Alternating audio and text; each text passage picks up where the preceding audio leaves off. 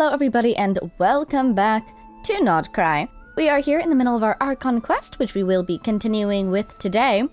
Just to check on that quest directive, we are going back to Hisi Island to give the medicine to Larua. And it looks like we're going to go back onto the spaceship plot thread here, because I think Larua is going to attempt to use the moon marrow to help us out at this point. Perhaps we shall see. I don't believe it's the specific night she was looking for when we first talked about this, when the power of the Kuvaki is the strongest, I believe she said. But we'll see how it goes. Before we jump into it, we have a tiny little bit of housekeeping that I'm really excited about, so I just wanted to do that. I hit Friendship 10 with Albedo. I actually did it a little while ago, and then I kept forgetting to claim it, so here we are. Let's grab this. Hooray. It's beautiful. Allow me to bear witness to this miracle. Classic, classic. Congratulations, Albedo. Okay, so with that all being done, yes, indeed, that was my only housekeeping for the day. I was very excited about it. Let's go find Larua. Is he here? He's gone again. Where does he go? I guess he travels around finding more stories, perhaps. The kid's here with the puffin. Mine. Where is she? Is she up there? I guess so. Give the medicine to Larua. So this is for Cappy's daughter and or others who... Where is she? Oh, she's way over there. Okay. Who struggle with the power of Kuhenki, basically. Or Kuvaki, that is. Hopefully it helps them out. It seems like it's something they've been relying on for a while, so as far as I can tell, it has been working. Hopefully it continues to work. Oh, a thought did occur to me about what we were talking about last time, namely, who could be clearing the wild hunt outcroppings. And another option occurred to me. Oh god, what was it? Because we talked about the Fatui, we talked about, you know, it could be the Fatui in general, it could be a specific Harbinger, it could be Sandrone, it could be Child. But, oh, another idea occurred to me. What was it? It was a really cool thought, I thought. Oh my god. I'm gonna try to remember. If I remember, I will let you all know. There's more options. Long story short, there's more options out there. What's changed since we were gone? Not as much as I'd imagined. Yeah. If anything, looks like things are settling down. That's Larua for you. Yeah, since last time we were here in the story, she was telling everyone the truth about the moon. Seems like she was able to keep things calm in the aftermath. Hey there, Larua! We're back! Hi, Larua. Is she floating? How have things been these past few days? She sure is. The cleanup work has been much more complicated than I expected. Solving problems that have built up over time is a tall order, to say the least. But she's very brave to take on this challenge. She knows that it needs to be done. I believe it will take a few weeks more. Fortunately, those who remained appear to have shaken off the initial confusion and are becoming more proactive by the day. That's wonderful. It's as if they've finally been forced to come face to face with what their faith actually is. And it's all thanks to you. Yeah, I'm glad it's going as well as it could be, basically. No, I should have done this a lot sooner. I've been focused on taking care of myself these past few days, so I'm in a good place. And since you're looking after the moon marrow for us, I should be able to help you investigate the truth of the past. Thanks for remembering. Speaking of which, have you heard anything new about that phantom? Ooh. I've tried asking around, but to no avail. Yeah, we're really looking in every area that we can for more information on that, aren't we? What about you? Oh, we haven't made much progress either. But here's what we've got. Presumably, we tell her everything we learned at the banquet. I'm so I've got glad. the gist of it. Sounds like you've got your work cut out for you too. Don't forget to take good care of yourselves. I'm really happy that I decided to leave that Oculus there. It looks fantastic. In any case, please, come this way. There it is! Oh, it looks beautiful. Here we go. Do you think we'll actually get answers? I feel like we might get a little flash of something. Oh. Oh my goodness. Is that us? Is that the ship? What is... This is Nodcry? This all looks familiar. That's totally our ship landing, isn't it? That looks like a ship, doesn't it? Oh my god. Is that a shooting star in the sky? No, wait. That's our spaceship. Oh my god. Oh my god. Is it over already? This is so cool. Did you recognize the area? It seemed very indistinct to me. This appears to have occurred a long, long time ago.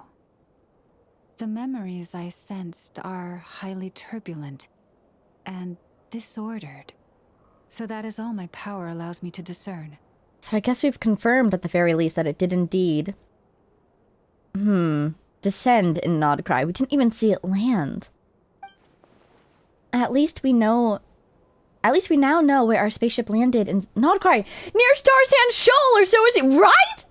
Right? Oh my god. I totally thought it was gonna be there. And I was so surprised it wasn't there, and it's totally there! That matches with what Aether told me. But I want to know more. Ooh, wild thought. Oh my god. What if the mysterious Wild Hunt Phantom is somehow, or was somehow produced due to interaction with the spaceship? I don't know, because we don't know what the spaceship is made out of. We don't know what materials were on board. We don't know if, like, it had highly condensed power cells, for instance, that the Wild Hunt was able to absorb and create a very powerful instance that became the Phantom. That might even explain why it's able to imitate our sibling so well, because it gathered its power from the spaceship? That's really, I would say that's a really out there idea, but the reasoning for that is because, okay, the first time we saw the Phantom was actually here, which isn't too far from Star Sand, but the last time we saw them was literally on Star Sand. They just appeared out of nowhere right there. And they were there for quite a while, and they were able to physically fight us. Yeah, I wonder if it has anything to do with the spaceship. It would just be a really cool connection between those two plot threads, but we'll have to see how that would work out. Huh? What's the matter? Hello, are you here to show us the way, or does Columbina need us?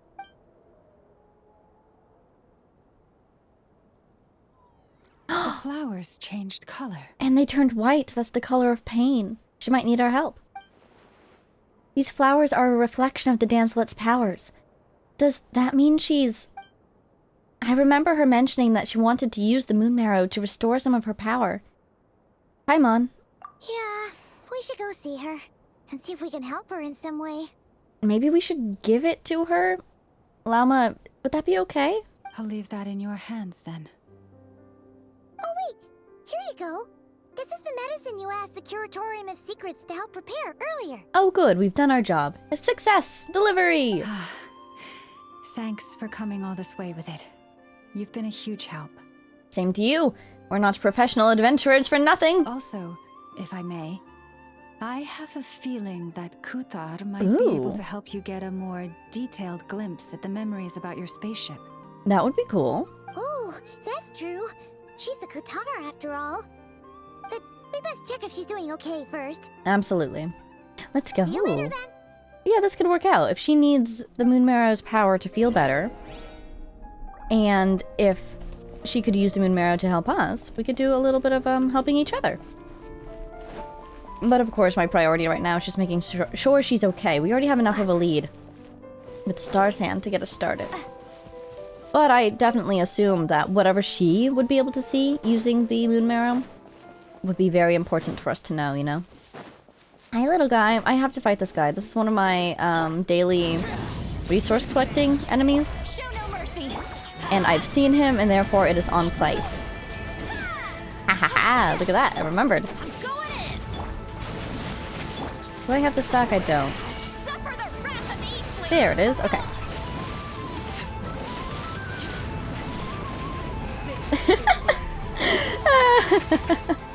The way she rises back into frame after she's been hit right before the ultimate is so funny to me. All right, got the drops. Let's go over. Oh, that reminds me. He's over there. Okay. Yeah. Before we teleport over, actually, speaking of drops, I think I can do a little bit more leveling. Keeping a close eye on that Mora. Here he is. I can level you now. I don't know if I should listen to this or not. Just to be safe, I'm gonna not. From that day forth, the high windows shone through the night as the dragon led the hero to patrol the cosmic shore. Starlight was their cloak, and friendship the compass that led their way. Alrighty, looks like he's done. I think I can listen to that soon, but just because we haven't run into him yet in the Archon Quest... Oh my god, he looked at us! That was so cute. Just want to play it super safe. Alright, he's Hexy Ray ready. But not yet done. Let's see. I've been leveling this weapon as well. But I don't even have the character, so maybe I'll just... Yeah, see, I need more of those too. I'll just leave that one there for now. I put it on Kutar, actually, to try to see how it would do if I made her a lunar... Hey, can I level her again? I don't think I can, but can I? Where is she? Yeah, I can. Okay. To see what a Lunar Bloom team with her would look like. It was pretty interesting, actually. I can only get her to do Lunar Bloom when there's another Dendro character in the party. Oh, look at all the flowers. They're all white. Which I feel like is probably by design, because I was very surprised when I first got her, and my Hydro character was doing Dendro damage. So, yeah. I put Nahida in the party, and then she started doing it again. And she definitely gets decent damage with that weapon. But I still like her as a, basically a reaction starter. Wow! Oh, she doesn't look so good. My bad. She always looks amazing to me, but she does look quite tired, indeed. Sorry for disturbing you, but are you okay? Anything we can do to help? Oh dear. Has your condition worsened? Dizzy. When was the last time you ate anything, or drank any water? It's like I'm returning to the moon. Is that foreshadowing? Is that foreshadowing? That's gorgeous. Returning to the moon in a bad way, though? Wait, it's not that bad, is it?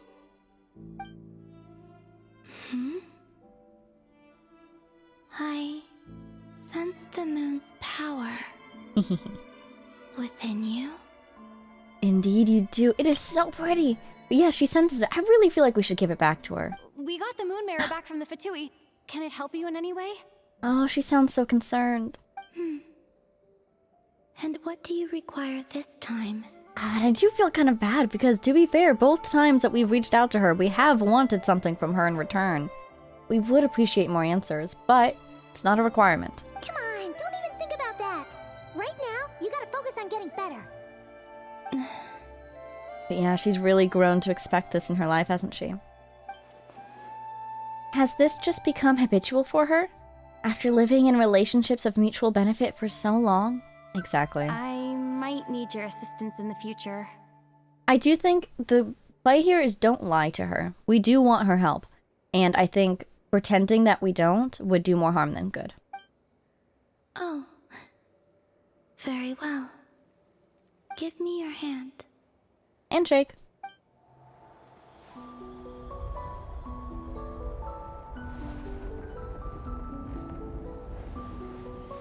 The power of the moon compels you. Oh, wow. That is beautiful. Yay, the flowers!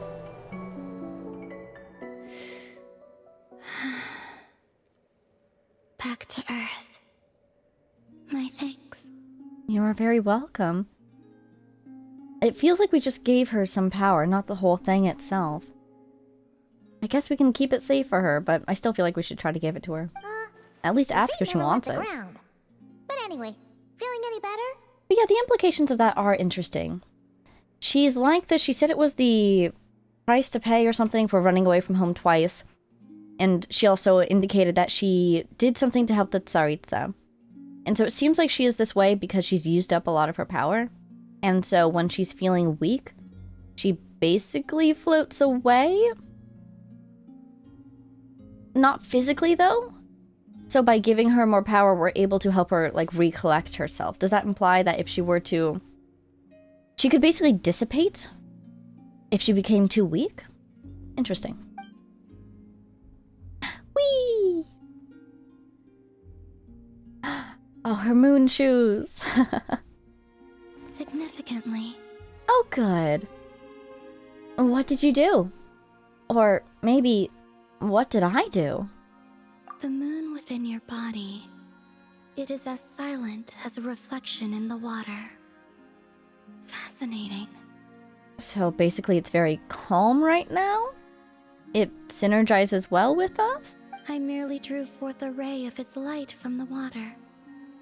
Enough to keep me tethered to the ground for now. I think I sensed some other changes as well. Ooh. That is the moon goddess's favor. All things I come into contact with will bear this mark. Oh. Well, thank you for your favor. Sorry for your favor as well. It is harmless, and will fade over time. Okay. Speaking of which, do you want to be the Moon Marrow's custodian, now that you've got your power back? Thank you, Paimon. Yeah! It's supposed to be something that belongs to a god in any case, right? It is the remains of Arya, goddess of the eternal moon. Okay. Is this the first time we've had the names, like, directly connected to which moon they belong to? Or maybe not. Maybe in Moonlit Bamboo Forest or whatever it was, they told us the order of the names, and so we can figure it out from there. But do I not have a moon note? All right. Well, I'll just add it to this one. My general nod cry note. And you know, I'm not even going to go off on thoughts right now because I feel like she's about to tell us something else incredible. So it does have to do with... Wait, what? Yeah. Did you not know this already? Oh my god, it's kind of like a gnosis, wouldn't you say? Because we're carrying this thing around in our body and it's like the remains of an individual. Isn't that kind of like the gnosis? No, we did not know that. Thank you for sharing. Lama just said it was different from the other fragments, and that she could sense divine power within it. I get the feeling that even she didn't know exactly what it was. Different from the other fragments. That's a good point, Paimon. So this is... I'm envisioning it's more like a core than just a broken piece of the moon, you know? A more condensed piece of divine power, maybe? And she is correct. When I drew that ray of moonlight from the marrow, I also drew some memories from within. Very cool. That is how I know that it belongs to the goddess of the eternal moon. I'm also realizing these memories could be very sad or very bittersweet to see. But Lama also saw the past by using the moon marrow. Why didn't she see that? Well, I guess she doesn't have the same connection to it as Kutar would. Lauma mentioned that she could only catch brief, blurry snippets. Perhaps this is something that only a moon goddess could sense. There were once 3 moons in the sky, each belonging to a goddess who ruled over it. Okay. Belonging to a goddess who ruled over it really makes it feel like the moon itself was a thing. You know, we've had our discussion about the moon chariots and how the sun and the moon are often chariots or other carriages in mythology. So, like, is it a giant spaceship, essentially? Or was it large enough to have, like, life on it? I'm really curious on that point. Do you have more for me? After the war of funerary flame, all 3 lay slain, and 2 of the 3 moons were shattered during the conflict. I think I have that written down. Yeah. Died in the war triggered by the Descenders. Let's see. War Funerary Flame. That's because I reread Before Sun and Moon recently. Finally did my homework again. And they said the funerary year was when this war started. So I can see where that name came from. So let's write that down. Okay. 2 of the 3 moons were shattered. Yeah, only the Frost Moon survives unbroken, said Lauma. After Arya's death, her power coalesced into this moon marrow. Oh, okay. The iridescent moon's remains have never been found. And while the Frost Moon's goddess died herself, her moon was never broken. Yeah, and okay, so I'm pretty sure the iridescent moon's remains fell into the abyss. And from that one web event, that's where we learned that, right? And this is the part that always stood out to me. While the Frost Moon's goddess... Oh, that explains... Okay, wait, no. Wait, okay. Because remember back in Natlan when we broke the sky with Mawika? This is the part that always confused me, because as soon as I saw that, I was like, oh my god, does that not look like a broken moon? That must be the real moon, and the moon in the false sky is a fake moon. That makes a lot of sense, right? But shortly after that, at the end of the Archon quest, in the dialogue trees in front of the place where the weekly boss is, we spoke to Mawika again, and she told us that the moon fragments in the sky were indeed Ancient Moon's remnants. But then she also said that they were relics of secret source technology from the era of the ancient dragons. And that was so... I think that threw me off. I wonder if... Do you suppose it's a bit of both? Ancient Moon remnants and pieces of secret source technology from the era of the dragons, like when they had the sky tower, whatever you want to call it? Because the Fatui have been calling down moon fragments from somewhere. And those fragments just seriously look like a broken moon. But anyways, I'm guessing that those fragments, if they are indeed a broken moon, like they really look like they are, that would be the Eternal Moon, which would coincide with the pieces of the Eternal Moon that have been brought down to Nodcry recently. So where is the Frost Moon then? That implies that we've never even seen that one. It's still behind the sky, because we know it's not the one that is in the sky. Lauma did confirm that one is indeed fake. So... we've seen shattered pieces, which Mawika says are secret source technology, but could also very well be the Eternal Moon, in my humble opinion. So then where is the Frost Moon? I guess it's still in the sky, just in a different part of it, so we didn't see it when the veil was shattered for a moment there. As the prophecy stated, this moon would birth a new deity sooner or later. The entity the Frost Moon Scions call the Kuchar. Right, so we've seen that she's kind of the Frost Moon's daughter. It also does kind of sound like she is the Frost Moon come again, because she was born from the Frost Moon, a new deity. But I guess just to make it clear, we've been seeing her sort of referred... Oh my god, okay, you know the song that's playing in the background right now? It also makes a lot of sense, because if you listen to the words of the song, she, Colombino, as she's singing it, refers to a daughter of the moon. So, you know, she's daughter. I can sense that my power belongs to the Frost Moon, but it lies beyond the false sky, too distant from me.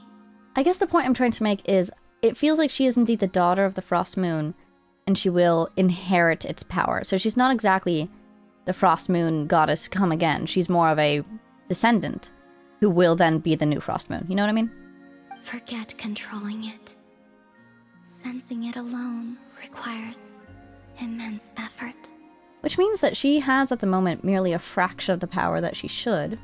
Oh wait, let Paimon count this up. We have the Eternal Moon's marrow with us. No one can find the iridescent moons.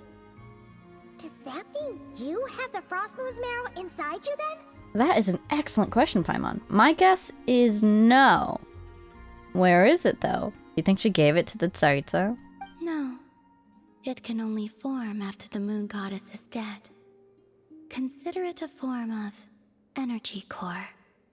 So, but the previous Frost Moon goddess did die, you just said. So maybe it formed and then disappeared again when she was born? Or it turned into her? You may as well ask if there are rocks on the moon. Are there not? What? Oh, so you're saying that you represent the Frost Moon's power, right? Right? Yes. Now, a god with a gnosis is named an Archon. Since you bear the moon marrow, does that make you a moon goddess? Yeah, see, there's a similarity between the marrow and the gnosis, but I would not say that that applies to me. I doubt that it's the same thing. You do not wish to become one? That's not really the problem here. Also, why are you so eager to pass that title on to someone else? I wonder if instead of trying to pass it on to someone else, she wants someone to join her. Again, the whole thing about she's lonely. Maybe she wants someone who is like her so she can feel that she has someone in her life again. Anyway, never mind this becoming a moon goddess stuff for now. We're asking if we should return this moon marrow to you. Would you like it? I do not desire it. I guess it's not her moon marrow, you know, so... Huh? Nor does it desire to come to me. And Okay. what does that mean? Well, I'm kind of thinking, like, imagine you had... You know, you had a mother and you had an aunt, and your aunt passed away, and she left behind a beautiful ring. Would you inherit that just because she's your aunt? Like, maybe if you were close, it might mean something to you, but if you never really met her before, it doesn't necessarily automatically belong to you. That's sort of the relationship I'm seeing here. It is of her family, but not of her specifically. So it can help her, but she doesn't really need it, and it doesn't really want to belong to her as well. When I came into contact with its power, I sensed a kind of rejection. I can only guess that this is because I, too, am a moon goddess. 2 moons will not rise at the same time, let alone consume one another. That is very fascinating, considering what we know about the time when there were 3 moons. Guess it's stuck with me for now then. Her face. You sure that's gonna be okay? I did say that you've hidden its power well, but the damselette sensed it just fine. Well, she's also a moon goddess. And it's the wild hunt we're dealing with here, not some run-of-the-mill enemy. If it detects the marrow... Then we'll dare that phantom to come back out and get some answers. The wild hunt? You speak of that phenomenon as if you were describing a person. Oh, ooh, what do you know about them? Well, it sure looks like there's a person behind it all. Someone with a super clear goal, too. They've been after the moon marrow non-stop. That seems to ring a bell. Oh? Does this bring back a memory? Huh? Is it really? My colleagues used to mention someone, back when I was still with the Fatui. Someone? He hailed from Conria, gaining abyssal power during the cataclysm, and he had a consuming fixation on the moons. Well, fascinating. I'm not surprised that they knew of this person, considering who's the director of the Harbingers, but someone from Conria with a consuming fixation, gaining abyssal power during the cataclysms. Okay, so my first thought was our dear sibling. He's associated with Conria, he did gain abyssal power, but the fixation on the moons is not something we know of him. Could this be one of the sinners? Oh my god, imagine it was one of the sinners pretending to be our brother. Oh, is there one out there that can transform? Disguise themselves? Let's see, who do we know? Wait, oh my god, do I have a sinner's note? Who are the sinners? Ha ha ha, I do have a sinner's note. Excellent. Sertologi we've learned of. We haven't met him yet, but we've seen what he looks like, and he's pursuing some form of perfection, so I don't think he would change his form to imitate someone else. He wants to be perfect himself, you know? Vetterfilnir, the voice in the Sinner's Rock, the Visionary. Last time we saw him, he was a rock. So does that imply that he can indeed inhabit various shapes? Something to keep an eye on. Rhine-daughter, we've heard a lot about. We don't know where physically she is, but we know where she is, kind of-ish, as an individual. You know what I mean? Okay, Shade. Yes, beautiful.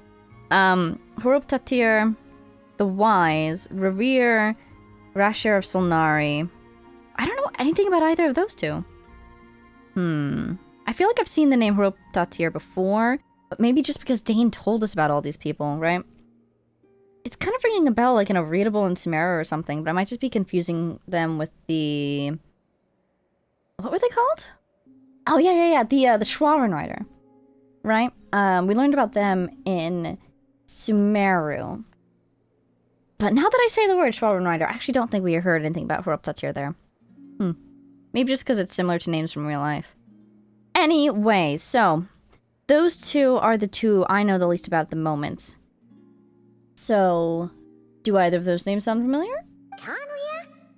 Well, we don't know if the phantom we saw has anything to do with that, but the details kind of match. What was his name? What was his name? Was it Horuptatir or Revere?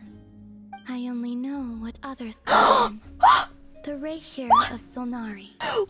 You're kidding me? Wait, you're kidding me? Oh my god, wait. Okay, tell me.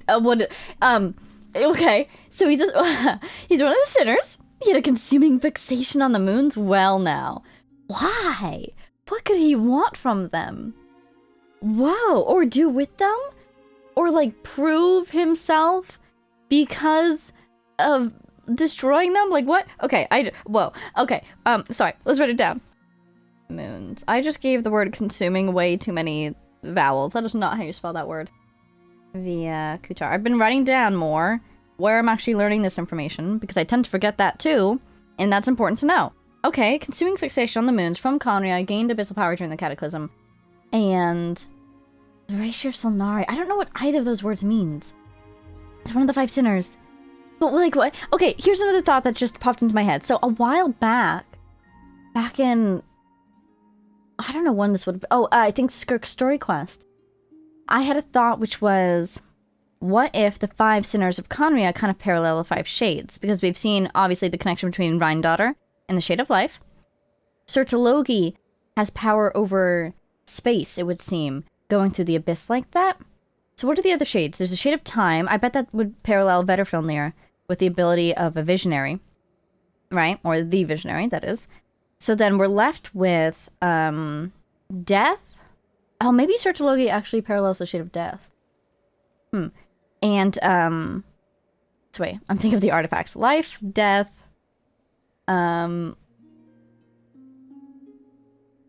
Space, Time. God, what's the 5th one? Who am I forgetting? Oh, the primordial one themselves, because there's only 4 shades. Ooh. Oh, fascinating. Oh, I'm suddenly very scared. What could he want with the moons? One of the 5 sinners? Huh. There was that title too. Yes. Good job remembering that, Vega. Wait a second. Dane mentioned him, didn't he? Does that mean that our enemy is Rarier, one of the 5? So, right, Paimon. Because, can he disguise himself? So wait, oh my god. The person that we were talking with, the person we went through that domain with, who exactly, or what exactly was that? Huh?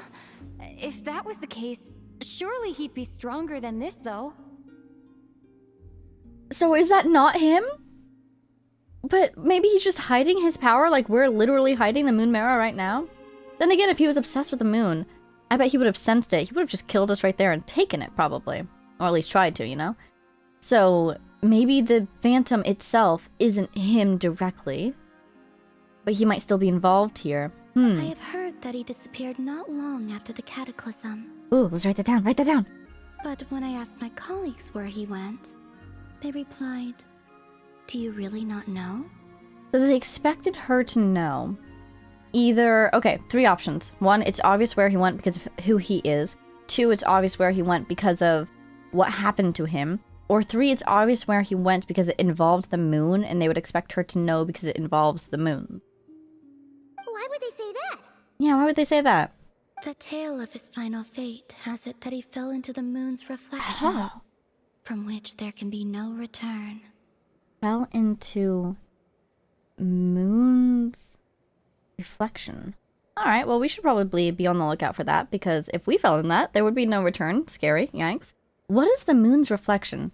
Probably has to do with water, because she was already talking about that earlier. The moon marrow within us is like the moon reflected in a lake or something. Moon reflections have been very associated with Hydra this whole time. The moon's reflection, from which there was no return. Well, how much you want to bet that if he did indeed fall into the reflection, he has figured out a way to return, and is trying to do that right now. Wait, hold up, pause. There's just too much information. So what is the moon's reflection? Why can't you return from it? And hypothetically, if someone were to return from it, how would they do it? I felt the same. They seemed to think that I should be the one who would know everything about the moons. Again with those expectations. But as I said, my prologue lies beyond the false skies. I do not even remember my name. This is similar to our first conversation with her, where we kind of picked a name to use for her. I wonder if she does have a name that she was named, if we'd be able to find that out for her. If we could open those skies again. Oh. Either way, following his departure, the wild hunt situation worsened drastically, and it has since become a byword for abyssal disaster. Interesting. The Wild Hunt situation worsened after he disappeared? So, that implies there is some sort of connection between him and the Wild Hunt, but was he holding it back? Maybe he was controlling it to his own ends, and so when he left, it went out of control, which does then imply that if he were to return, he would be able to control it again, possibly. But it's been getting worse recently. Does that imply that he's not returning, or that he is returning and he's deliberately amping it up? Huh. The present phenomenon may have inherited the same title, but it far surpasses its past incarnation in both scale and lethality. Oh, this is the stronger version we've got here, huh? Wow. Oh, to think that we're up against one of the infamous 5 sinners. Are you sure, Paimon? I feel like we, or at least you, have assumed that pretty quickly. I definitely feel like he's connected yet, but to play sort of like, not exactly devil's advocate, but to think about, you know, how could this be worse? If this is how it is before he's even returned, I would be very concerned about him returning. Man, I love the sheer intimidation factor of the sinners is incredible. I feel so dead set, like, oh my god, I've got to do whatever I can do to make sure this guy doesn't return. And I don't even know who he is. I don't know what he wants. That's way too much for us to handle. That incident on Star Sand Shoal must have been luck then. Or maybe he wasn't giving it his all. You really think that was exactly him? I don't know if it was. If that was him pretending to be our brother, then maybe it was just a small portion of him, you know what I mean? A projection from beyond the reflection? And even then, he still defeated Marionette. Oh? What did you just say? Would you mind repeating that? Oh, of course you would know her because they were harbingers together. That's your ex-colleague? So, we were on Star Sand Shoal together, and she was beaten by the Wild Hunt too. Her ex-colleague, Paimon says, but kind of her ex-family in Kutar's mind, right? Oh, she laughed! Did you just laugh? Oh, I was not expecting that. I thought she might be concerned. Oh, maybe there's some bad blood there. No. No? That kind of sounded like a laugh. Are you two on bad terms or something? Or, I wonder if this is more of a... She doesn't understand the scale of danger to mortals, you know? No.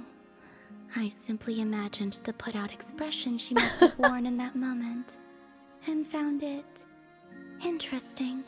Interesting indeed. So she finds Sandrone endearing. She seemed quite shaken. Oh, she'll adjust soon enough. She's very good at that. And she has a lot of faith in her. Interesting. Okay, anyway, we've gotten off topic. Now that we know how dangerous the guy targeting the moon marrow is, you sure you want to carry it around with you, Traveler? Well, I think she'll say yes because I think she wants answers more than she wants to avoid the danger. If Fatui intelligence is to be believed, Rerir would prevail even if all of Nod Cry were to stand against him. Oh. Yikes. Perhaps something restricts him, if only for the moment. Yeah, probably that non-returnable moon reflection we were talking about earlier, right? How did he escape it, if he has? Did somebody else help him? Did he just figure it out? Before I decide, there's a favor I'd like to ask you, Columbina. Woohoo. What do you need? Do you think you'd be able to show me what happened when my brother and I arrived in Nodcry? I mean, when our spaceship first landed? Sure. Oh my god, oh my god. That was quick. Oh my god. Oh, look at how happy she looked. She's smiling. As I said, this to me is but a single ray of moonlight. Nothing to it. Oh, I'm glad it's not too big of an ask. Give me your hand, and ready yourself. Oh, I'm so ready. Let's do this.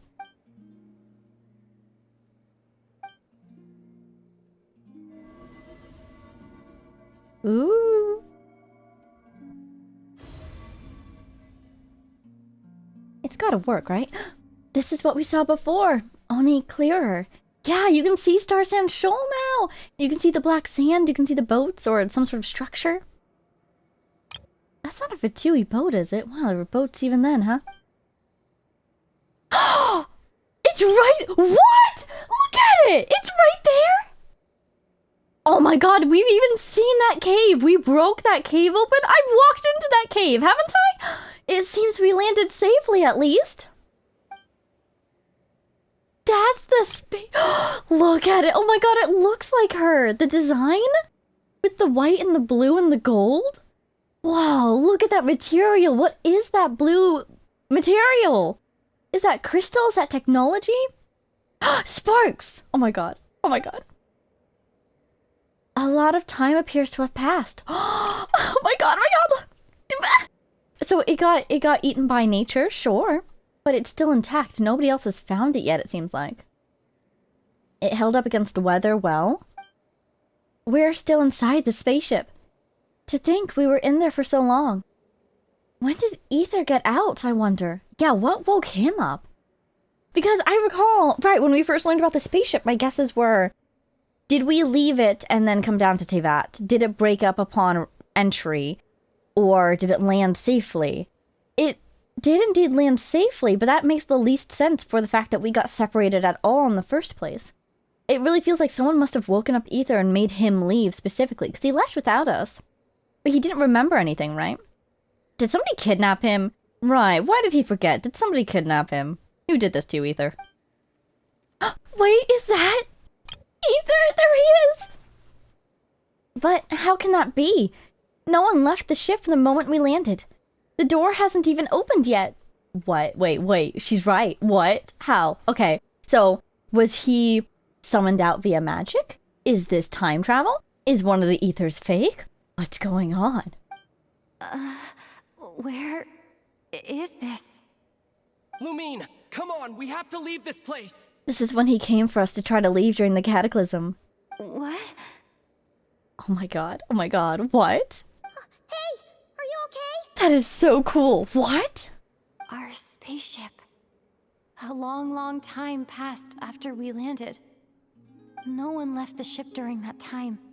But Ether found me from outside of it somehow.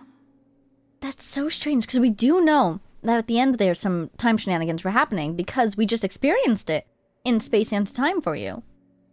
So we could almost wonder, could Easteroth have duplicated him, and so the him from space and time for you went to go get us?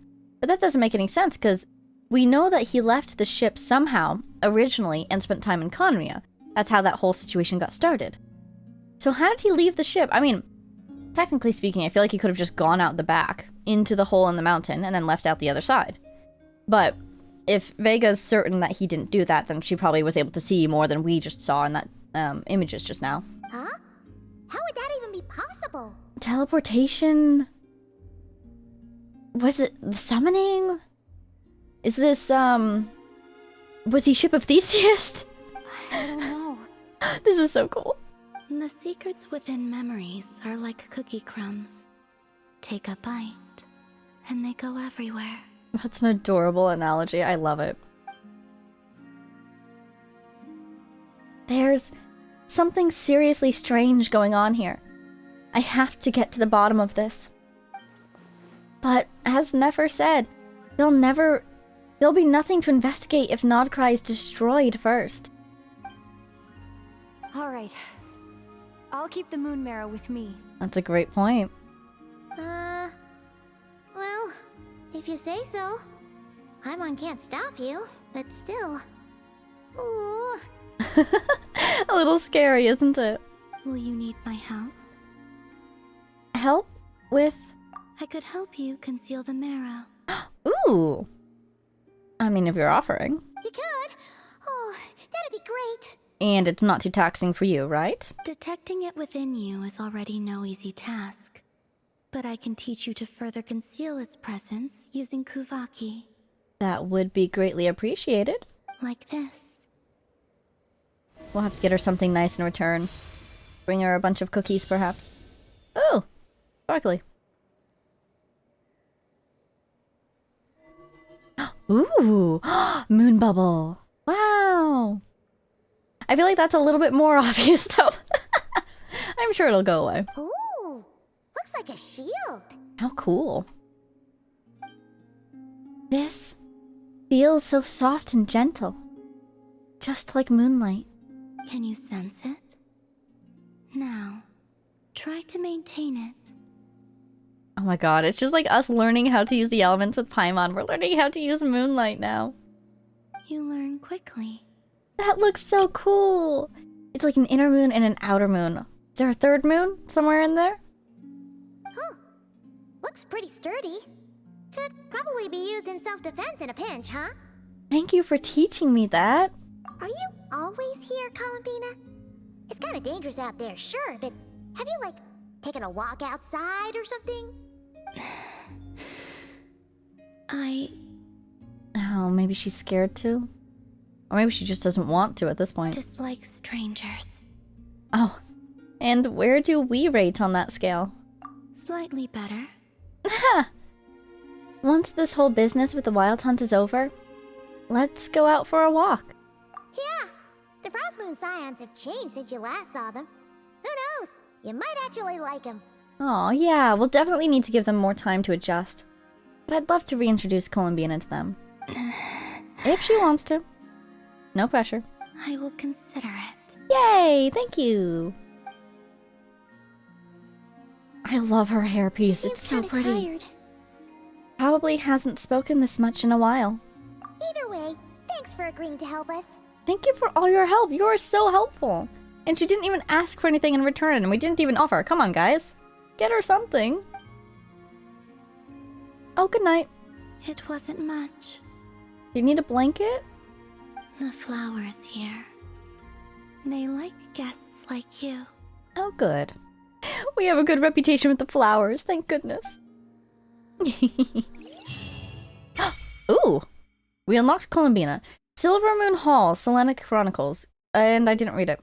You can visit Silvermoon Hall from time to time to meet the Damselet. Oh, she'll be on the map! Oh, cool.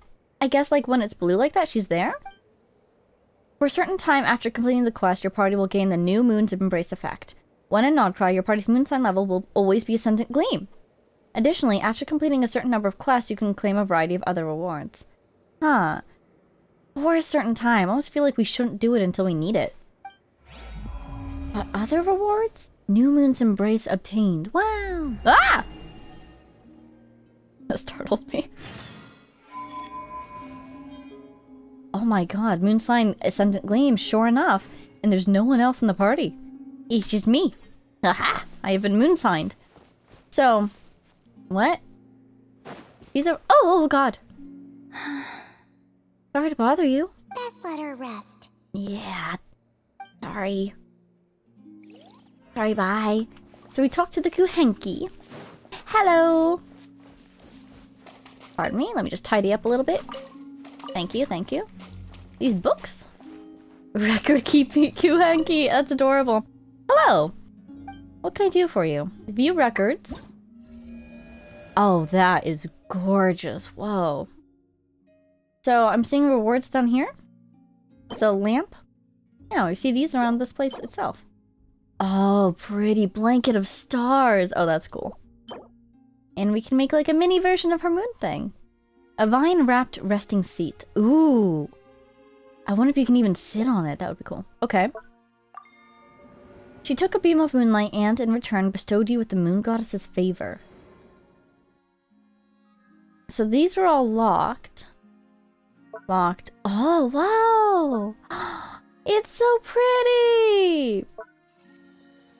So what are the quests, though? What do I need to do? Obtained from completing the Selenic Chronicles quest chain. I guess once it unlocks, I'll get to see the criteria?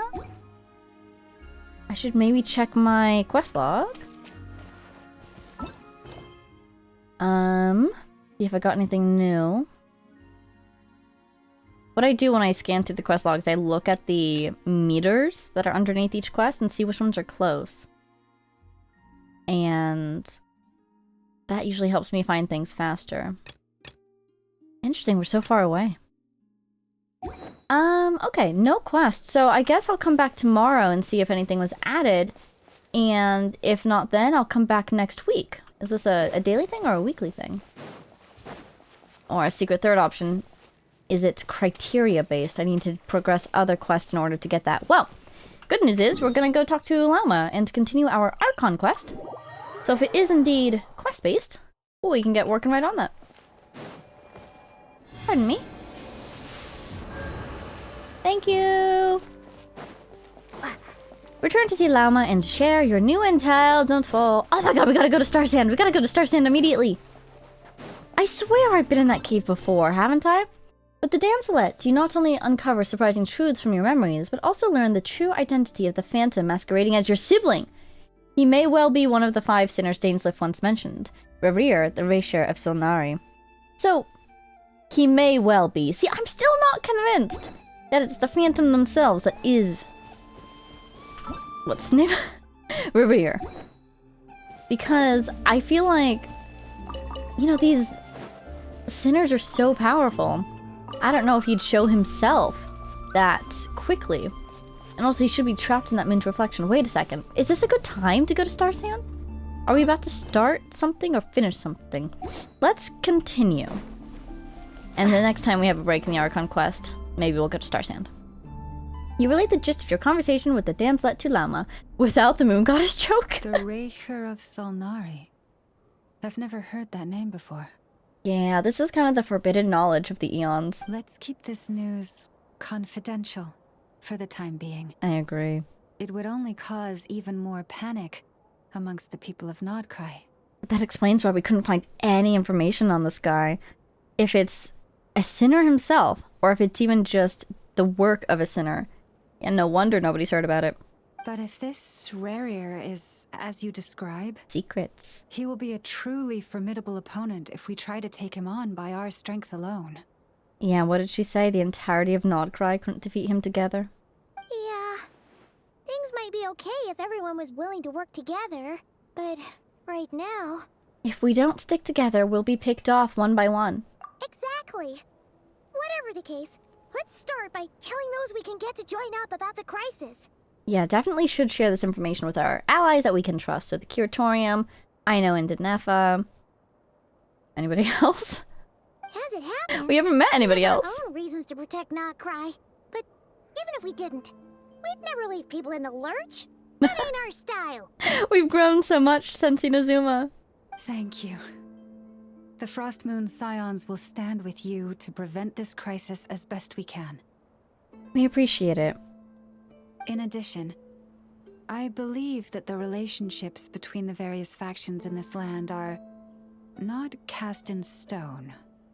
The winds of change are blowing, and we Scions have nowhere to run. Our faith, our sect, all of it is here. Oh, she's... This is so exciting because that first sentence she said, this almost feels like she's hinting that perhaps one day we'll team up with the Fatui. Because we know there's a lot of interesting Fatui folk walking around in this quest, aren't there? All the Harbingers are here is what I'm trying to say. And the winds of change are blowing. Well, that's another group that I would be very happy to team up with. And yeah, she's saying they're going to fight for their lives here. Whether our foes Scions the are. Fatui or this Raker, we must stand our ground and remain true to ourselves, even to the last. Thank you. Let's see. Speaking of allies, the Krumkake craft shop is the closest by, right? Enough is sure to help us. And even if they can't help us, I want to warn them, you know? Oh ho ho. We're gonna go talk to people. The wind blows stronger. May your path ahead be smooth. Same to you, Larua. May the wind lead. I love Mondstadt so much.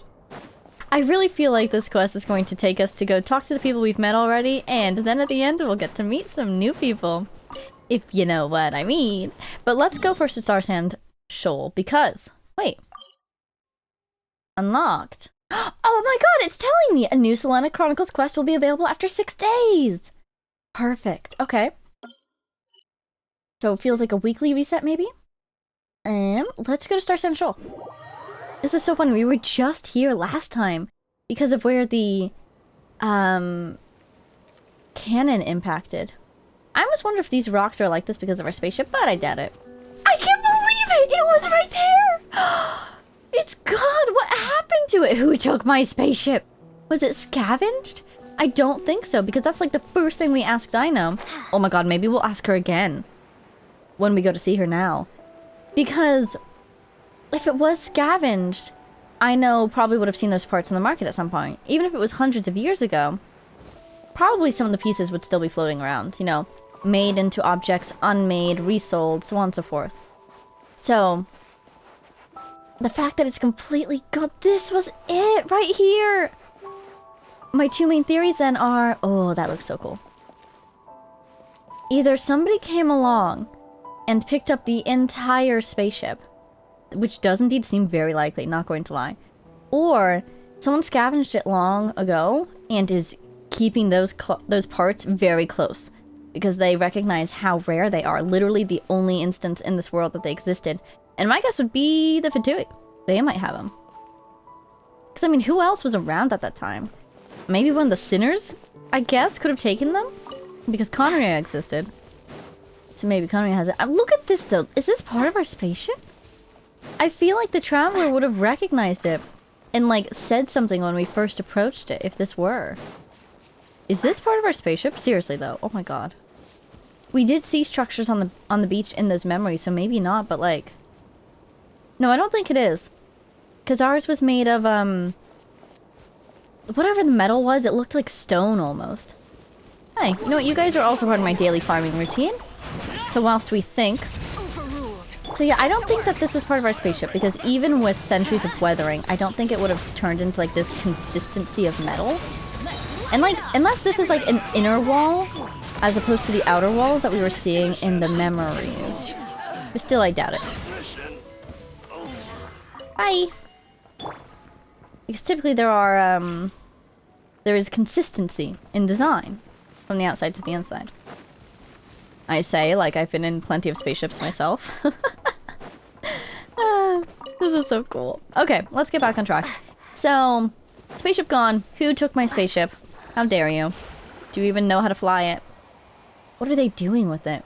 What could they have used the parts for? I mean, anything. It's such advanced technology. So if somebody used it, it's got to be somebody who is really good with technology like I know, and or somebody from a civilization that also has advanced technology. So the Fatui are pretty advanced. Conria is even more advanced. Huh. And I wouldn't be surprised if Conria came and collected the whole spaceship because of our sibling. But then again, our sibling didn't know where we were, and then came and found us, etc., etc. Yeah, I've been through this whole passage, haven't I? There's not really anything in here notable. I think maybe I got an Oculus, but it's such a tiny little passage. But still, I feel like if the spaceship had fallen here, our sibling could have gone out this back way. But our dear traveler was pretty convinced that they hadn't. That is so freaking cool. It really was right there! A mountain, and then the beach, and the star sand! Now, to be fair, in the memory, the sand was already like that. So it was not, in fact, the heat and impact from our ship that caused the sand to metamorphize. But still! I love it so much. Okay, well, what am I doing? I'm doing something. I gotta go talk to Ino and Anefa. Let's go find Ino and Anefa. Where are they? They're over there? Let's teleport here. Because I can teleport to these things. Let's see if we can do any of this. Oh, I'm 4 exploration points short. So sad. How about over here? What do I do with those? Oh, I need to have them, and then okay. I need the criteria. Alrighty, let's go find our friends. Ooh. Did this machine just try to kill me? No, it's picking up trash. Well, I am not trash, not today, thank you. Here they are! Hey, guys. Friendly approach detected. We meet again. We meet again! Listen! We've got updates on the wild hunt situation. Yes, we do. And we tell them everything. Ooh, look at these machines. Power cores behind her? Threat level exceeds expectations. Oh, it never sounds stressed. Phew, doesn't matter if he's a Rahira Solnari or Solari or whatever. One volley from my cannon, and he'll be blown to smithereens! Oh, she sounds confident, but somehow, I You know. were there when we fired it, right? If that isn't the kind of firepower that helps you sleep at night, I don't know what is. True, but the cannon only works against shambling monsters, right? What if Rearier's super fast? Well, we'll just get Nefa to go grab him and tie him down. And then you'll shoot Nefa? You're not taking this seriously at all, are you? Well, I'm glad that she's not too stressed about it, though. She's aware, but she's not panicked. That's good. Anyways, firepower is not a concern. See those canisters over there? I That's all do. concentrated Kuvaki, which we'll be shipping to Nasha Town. Oh, are these like the charges for the cannon? More than enough ammo in there to blast that Fatui research facility to bits in a single shot. Ho ho. You sure have been looking forward to this battle, huh? Of course! This is gonna be the shot that shocks the world. All of Nogcry, heck, all of Snezhnaya will know my name once we're through. In that case, our firepower needs are in your hands. We'll continue to monitor the Wild Hunt's movements. Sure, travel safe. I know. There remains intel left unshared. Do you have something for us? Because we didn't even bring up the spaceship yet. Oh, right. Yeah. Since you're investigating the Wild Hunt, something pretty weird's happened in Nasha Town. Should probably watch out for that once you're back. Oh ho? Can you elaborate? Remember that Sosi guy? The Ratnik in charge of firing the cannon? Oh! He's been found dead in their organization's offices. Okay, well, I was suspicious of this man, but not suspicious enough to kill him. Who killed him? What? I mean, maybe they'll think it was the Wild Hunt. I definitely don't think it was the Wild Hunt. I think it was someone. You know? Wait, what? Didn't we just see him like half a day ago? That's kind of a bummer. He was pretty nice, tentatively. But then again, every time I start to like an NPC, they do end up either dead or a traitor. In this case, is he a dead traitor? I don't know. But still, kind of sad, because we were just talking to him. Yeah, it's still new news. So not many people are in the know.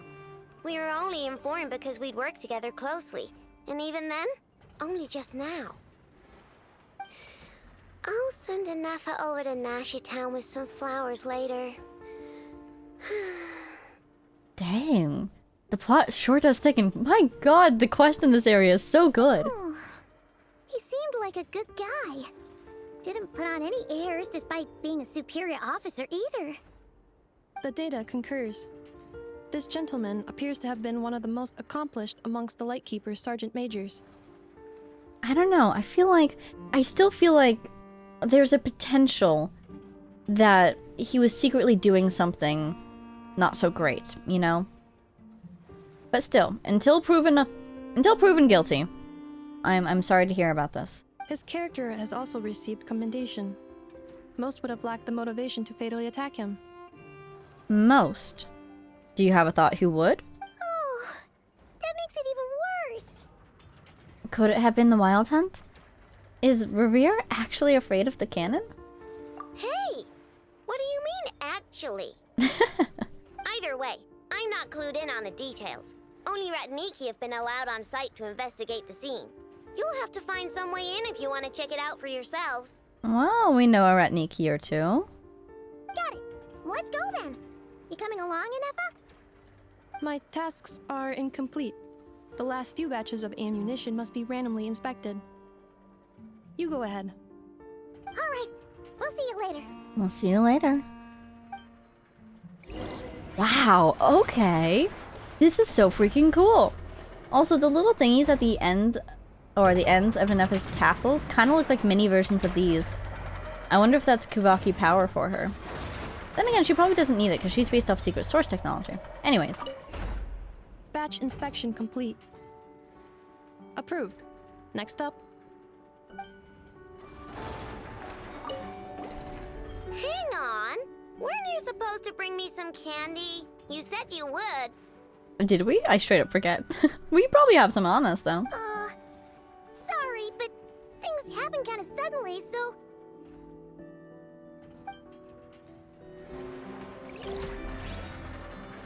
I'm still thinking about the murder. There's a murder. Is it a locked room murder even? Wow. And if this batch is successfully passing inspections, then he totally could have come with us. To Nasha Town. Maybe she just wants to keep Aino safe with all this dangerous information we've just delivered to them. Alright, we did not ask about the spaceship. Very sad, very sad. Let's go to Nasha Town. Ooh, tempting indeed. Yeah, let's see. We've got focused experience mode on, so these should just be anecdotes. Can I teleport to the curatorium? Not really. And Hazo's here. Where is he? Over there? Is he up? Is he down? Probably down, right? Is he in the flagship? That would be cool. Hello?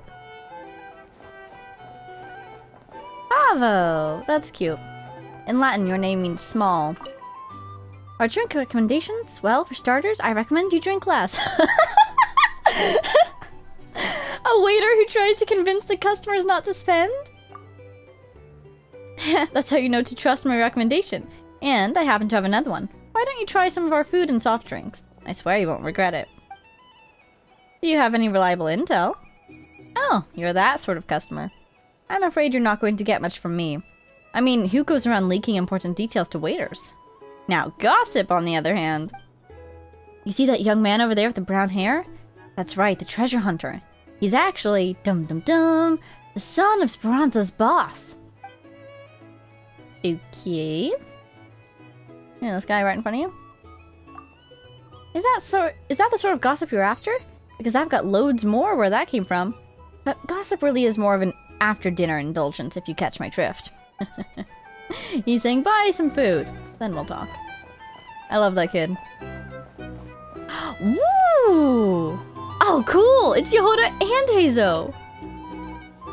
And Fascinating. in summary, that's the commission we're here for. How's that sound to you, Yehoda? Oh my god, look at her mouth. She's doing the 3 face. All the same to me. You should ask yourself one question, though. You want to catch someone and not cry? How many lives are you prepared to lose for it? Cool statement, but also Yehoda, we know what you're really like. She's acting cool. Well, I once read a story. It told me that if I find a deer with divinity, I could use its antlers to take my place for one death. Are you speaking in code? Is this a local reference? And what do you know? Deer happens to be one of the Inazuman characters in my name. And I've got my own life to spare. That makes 2. Don't say that too loudly. You might offend the Frostmoon Scions. Oh, Traveler, what a coincidence. What are you doing in Nodcry? Another stop on your journey, perhaps? What are you doing in Nodcry, Hazel? Has some investigation brought you here? Sharp. I'm here in pursuit of a fugitive who fled Inazuma. He's racked up a real rap sheet, and he's always trying to flee further and further abroad. A few months ago, we received intel that he was hiding out in Nodcry and had joined a band of bandits. He soon returned to his usual MO. That is to say, robbing homes and raiding caravans. I think they called themselves the Seahook Gang or something. Word is they're quite a big deal in Nodcry and have taken in a fair share of exiled criminals from across Tevat. Interesting. After that, I knocked on the doors of the Curatorium of Secrets, Mora in hand, and asked the boss to get me someone who could point me in the direction of this Seahook Gang. And that someone is Yehoda? That's right. Judging by your expression, I'm guessing you're acquainted. Very much so. She's very good at what she does. I can tell. My intuition tells me that if Yehoda became a thief, even I'd never be able to catch her. High praise indeed. You can cut the chatter. Boss Neff gave me the job, so it's only natural I'd be good at it. But the Seahook Gang you're looking for isn't the original Seahook crew. The original gang's long since disbanded. The people calling themselves that now are just riding on the name and scamming folks left and right. You really have all the intel, huh, Yehoda? Yeah, I guess I do, huh? Why do you seem so glum in this anecdote, Yehoda? Interesting. This is news to me. Would you mind telling me more about this new gang of imposters, Yehoda? What's there to tell? New or old, fake or real, the Seahook Gang are bandits. A bunch of scoundrels who banded together for Mora, then fell out over it. Interesting. I almost wonder, because, okay, when we first met her, we learned that she was, in the past, a treasure hunter, right? At the time, I thought she meant treasure hoarder. It was pointed out to me that treasure hoarder and treasure hunter are two different things. So, she was a treasure hunter, right? I wonder, were you part of the old Seahook Gang, Yehoda? Because she's hinted a couple times that she's been a thief in the past. Their old leader wound up thrown overboard as fish food, while the underlings fought among themselves for the scraps. And she sounds really sad about this. I wonder. Some died, and others continued their wanderings. The long and short of it is that the old Seahook Gang are dead, gone, or both. Wait. Doesn't that mean some of the suspects within could have started going around committing crimes again? When a house goes poof, the snakes and rats nestled within find other walls to burrow into. That's just how it is. Nobody wants to die out in the wilderness. And so she went to the curatorium, and that's probably why Nefer assigned her to this job, besides the fact that she's the only employee of the curatorium that we've met so far, and she's very good at her job. She might have personal information on the Seahook Gang, and she could tell if someone's new or old. That might be helpful. But for all the vermin out there, it's also the perfect time to find a good place to settle down, and maybe get a good roommate along the way. If I were a rat, escaping the snake would mean freedom from being hunted down and eaten. When you think about it, that's a good thing. Yeah, she seems so sad. In any case, you've been most helpful, Yehoda. Thank you for the intel. It seems the Mora spent on your services was well worth it. It's honestly a real load-off to know that these people are just imposters using the Seahook Gang's name. I'd have had to admit I was in over my head flying solo against the real gang, with its international cohort of goons and all. Well, wait. You think you can take them on as they are now, all by yourself? Yeah, more or less. After all, I'm only looking for our Inazuman fugitive. I'm not here to bring the whole gang to justice. And he's a surprisingly good fighter, right? I feel like we learned that in one of the other anecdotes we did with him, or something. That's a bold statement, but whatever. I'll help you track the imposters down. What happens after? That's got nothing to do with me. How about I go with you? That way we can round the whole gang up. Your kindness is appreciated, but this time I'd rather this be a solo outing. Now, I suppose that's Sad. I'll leave locating them to you, Yehoda. As for me, I'll get to thinking of how I can haul this scoundrel back to Inazuma and have him confess his crimes. It is so cool to see someone from Inazuma all the way out in Nodcry. How times have changed. Something that'd get even the toughest gangster to spill his secrets most eagerly. Okay. You're weirding me out. That was cool. Aw, I wish we could have gone along with them. I love, as an adventurer, how the Traveler seems to really like just... Whenever they run into their friends in the wild, and their friends are up to something, they seem to really love just teaming up with them, spontaneously. That sounds like fun.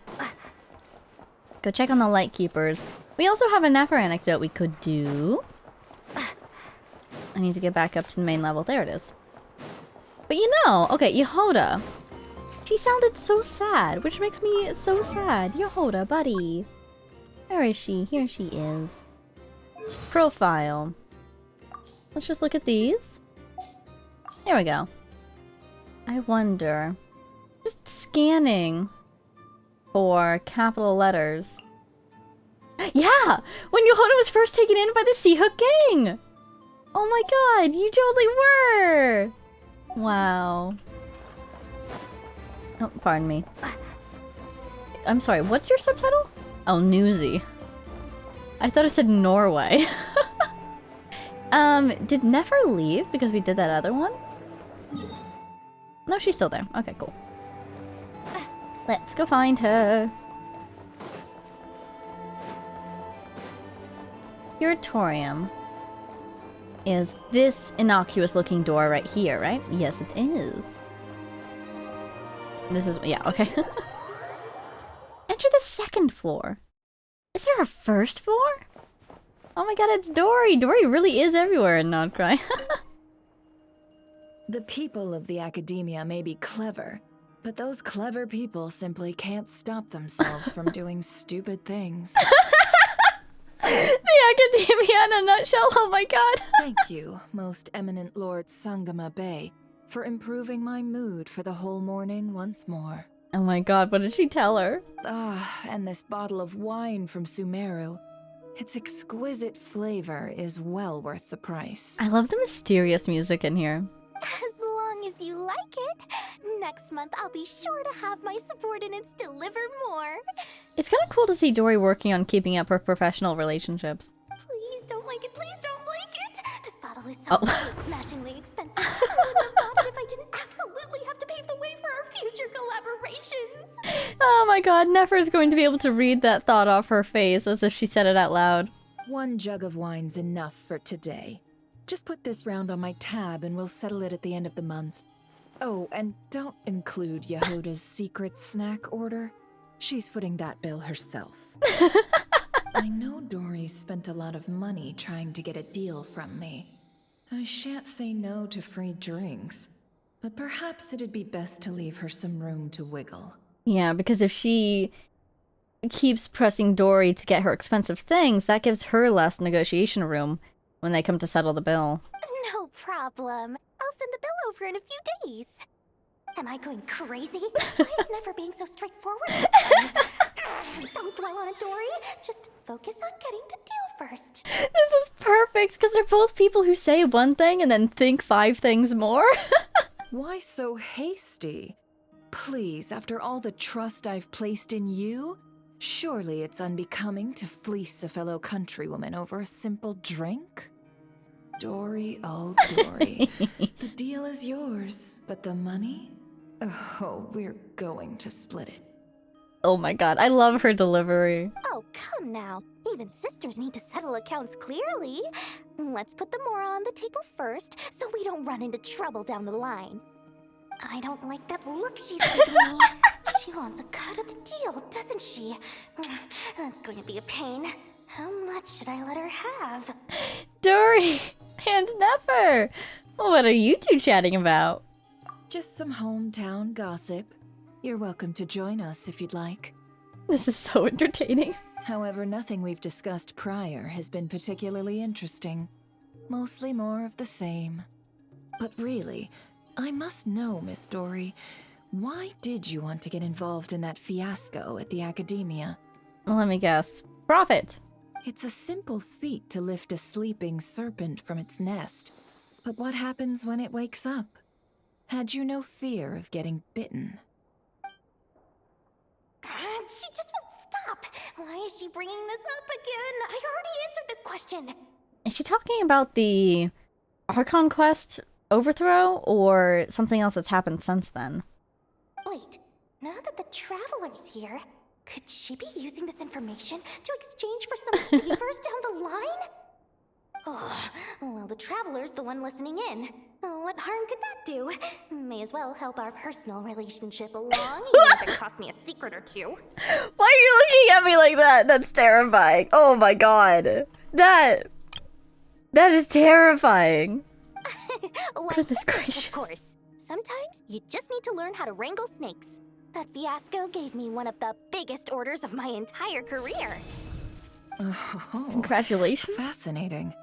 So, did you profit from it all?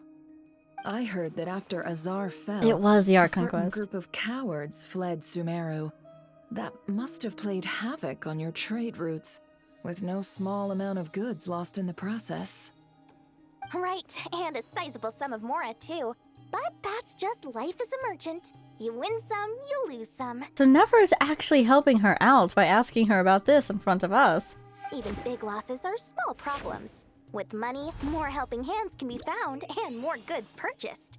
But I had to retain the ability to do business in Sumeru. Much like Genius Invocation TCG, then? It doesn't matter if you win or lose or how many cards you have in your hand. Retaining the right to sit at the table and play is a victory in its own right. That's right. As long as I can still do business, I can recoup my losses eventually. But I'll never leave the card table I sit at. Sumeru, that is. If I did, I'd really be left with nothing. Wow, it's just like our conversation with Nefer about protecting Nodcry, so everyone can continue to do business here. Dory really cares about Sumeru, doesn't she? She really wants to be able to stay there. To keep doing business there, of course. My. I didn't know you loved your homeland so much.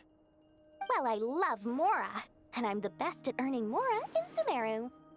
Sure. Your senses are certainly sharp when it comes to business, Miss Dory. Even now you prove yourself worthy of the title you claim. And those cowards who fled will never be able to play at your table ever again. Wow. Yeah, she really helped Dory out by asking her about that in front of us. I do indeed find my opinion of her favorably improved. But I bet Nefer will use that as, you know, more balance in their eventual discussions regarding the Mora later on. It's all a game of cards, as they say, isn't it? Where am I going? I'm going this way! Whee! Go check on the Lightkeepers. Oh, absolutely, yes, let's go check on the Lightkeepers and ask about the murder!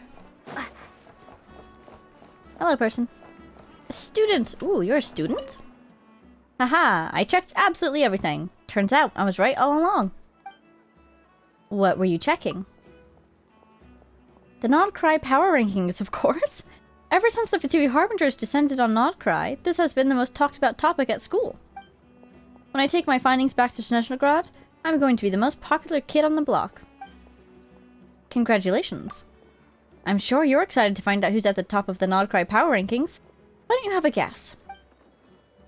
Surely it's the second of the Fatui Harbingers. Surely it's not the boss of the Curatorium of Secrets. It's me. It has to be me. I'm gonna say this because I want him to correct me. And who are you exactly? Alright, you win. As soon as you've made your name a Nodcry, I'll add you to my power rankings. Wait, no!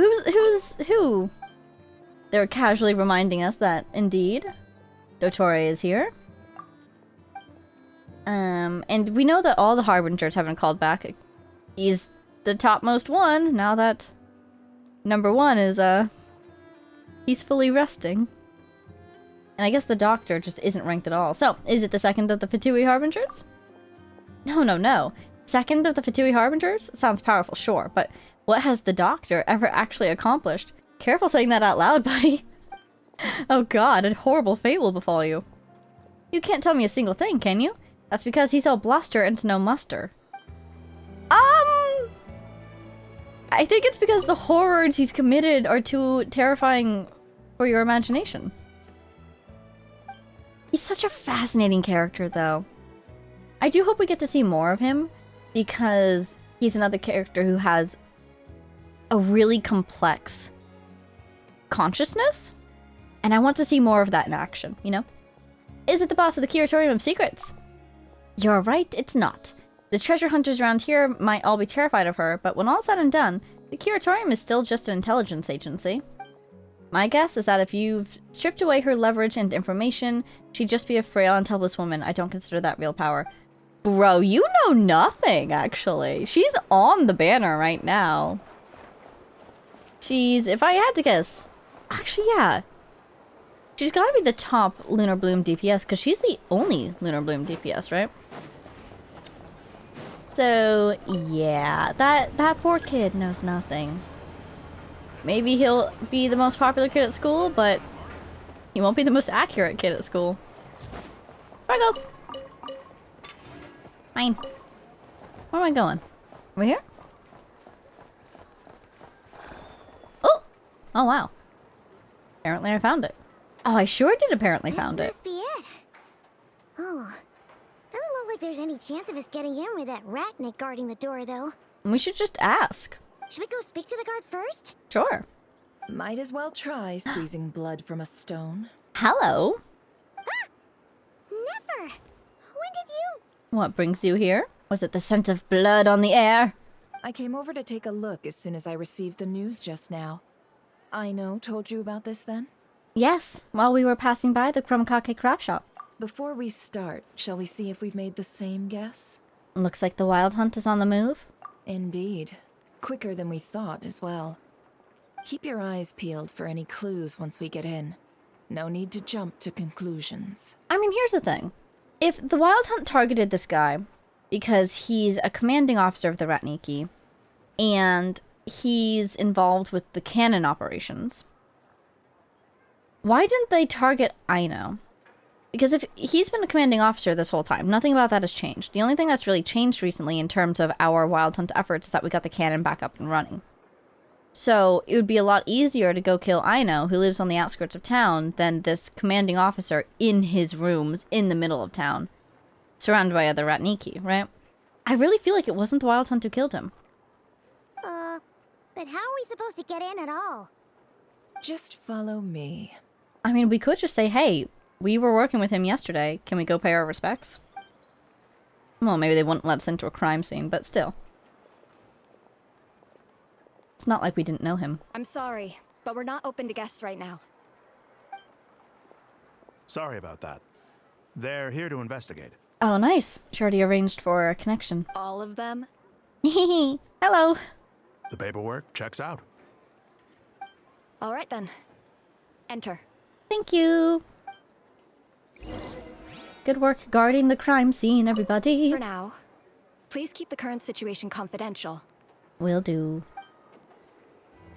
I love the Ratnik uniform. You look so cool. And you look actually warm, too. In we go. Lightkeepers. Oh, I love lightkeepers.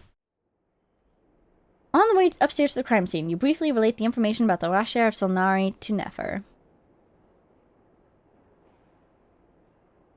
Oh, he's still there? Goodness gracious. Paimon might have said this before, Nefer, but you sure do come prepared. Shishich, my old friend. Fill us in, if you would. Greetings. If you would allow me. Hello, and by all means. The murder happened not long ago. The Sergeant Major was killed by a single piercing strike from a polearm. We have performed a preliminary sweep of the crime scene to facilitate investigation. Okay, here's the thing. Was it Flynn's? I mean, I didn't want to say, oh, naturally it was Flynn's, because that's making a lot of assumptions, and just because I really like his character doesn't mean he's involved with everything. But he uses a polearm, doesn't he? Concern is growing. But at the same time, it could be anyone else who used a polearm, could be the Wild Hunt using a polearm, in disguise, yada yada yada. So on and so forth. No obvious signs of a violent struggle.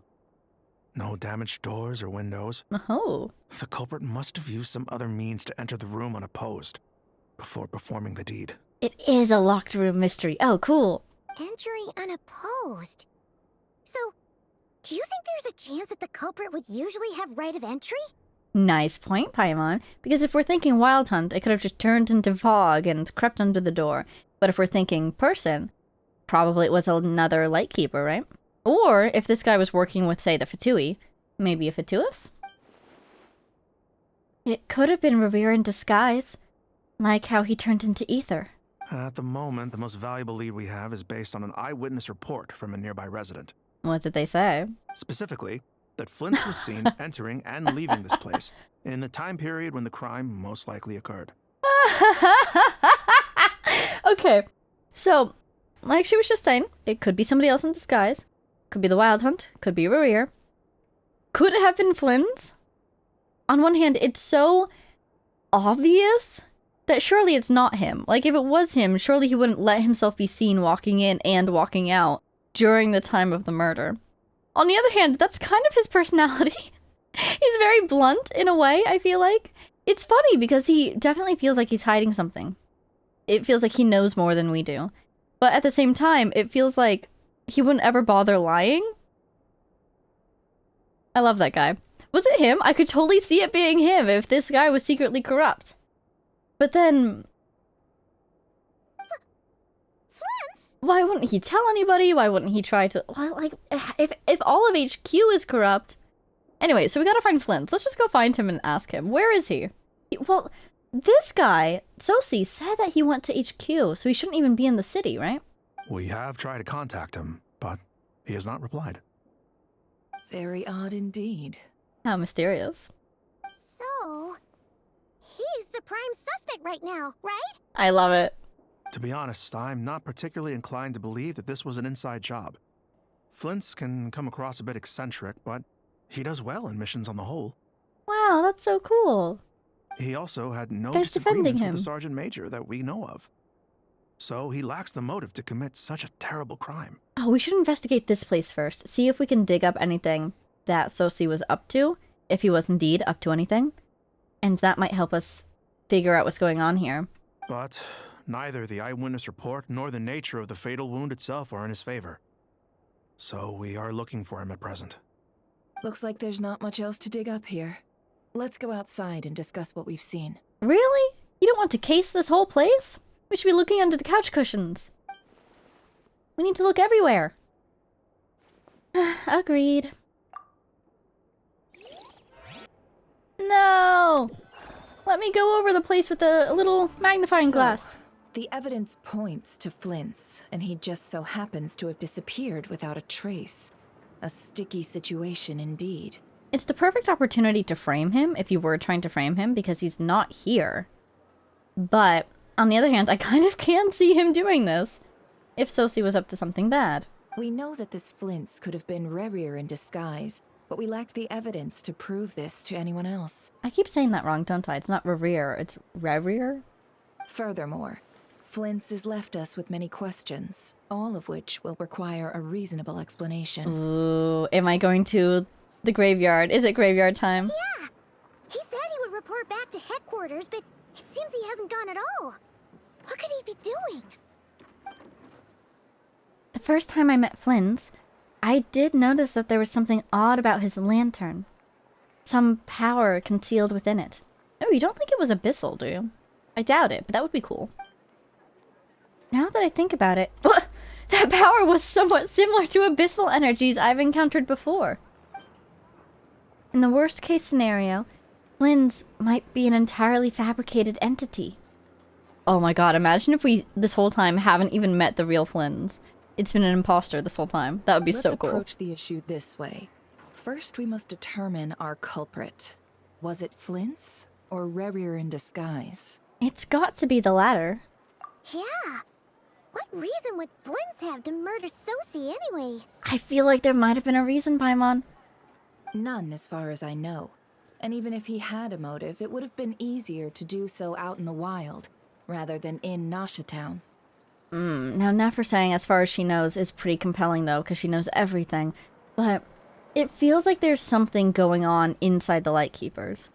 And maybe it's just passed beneath Nefer's notice so far because it hasn't raised any major flags so far. I don't know.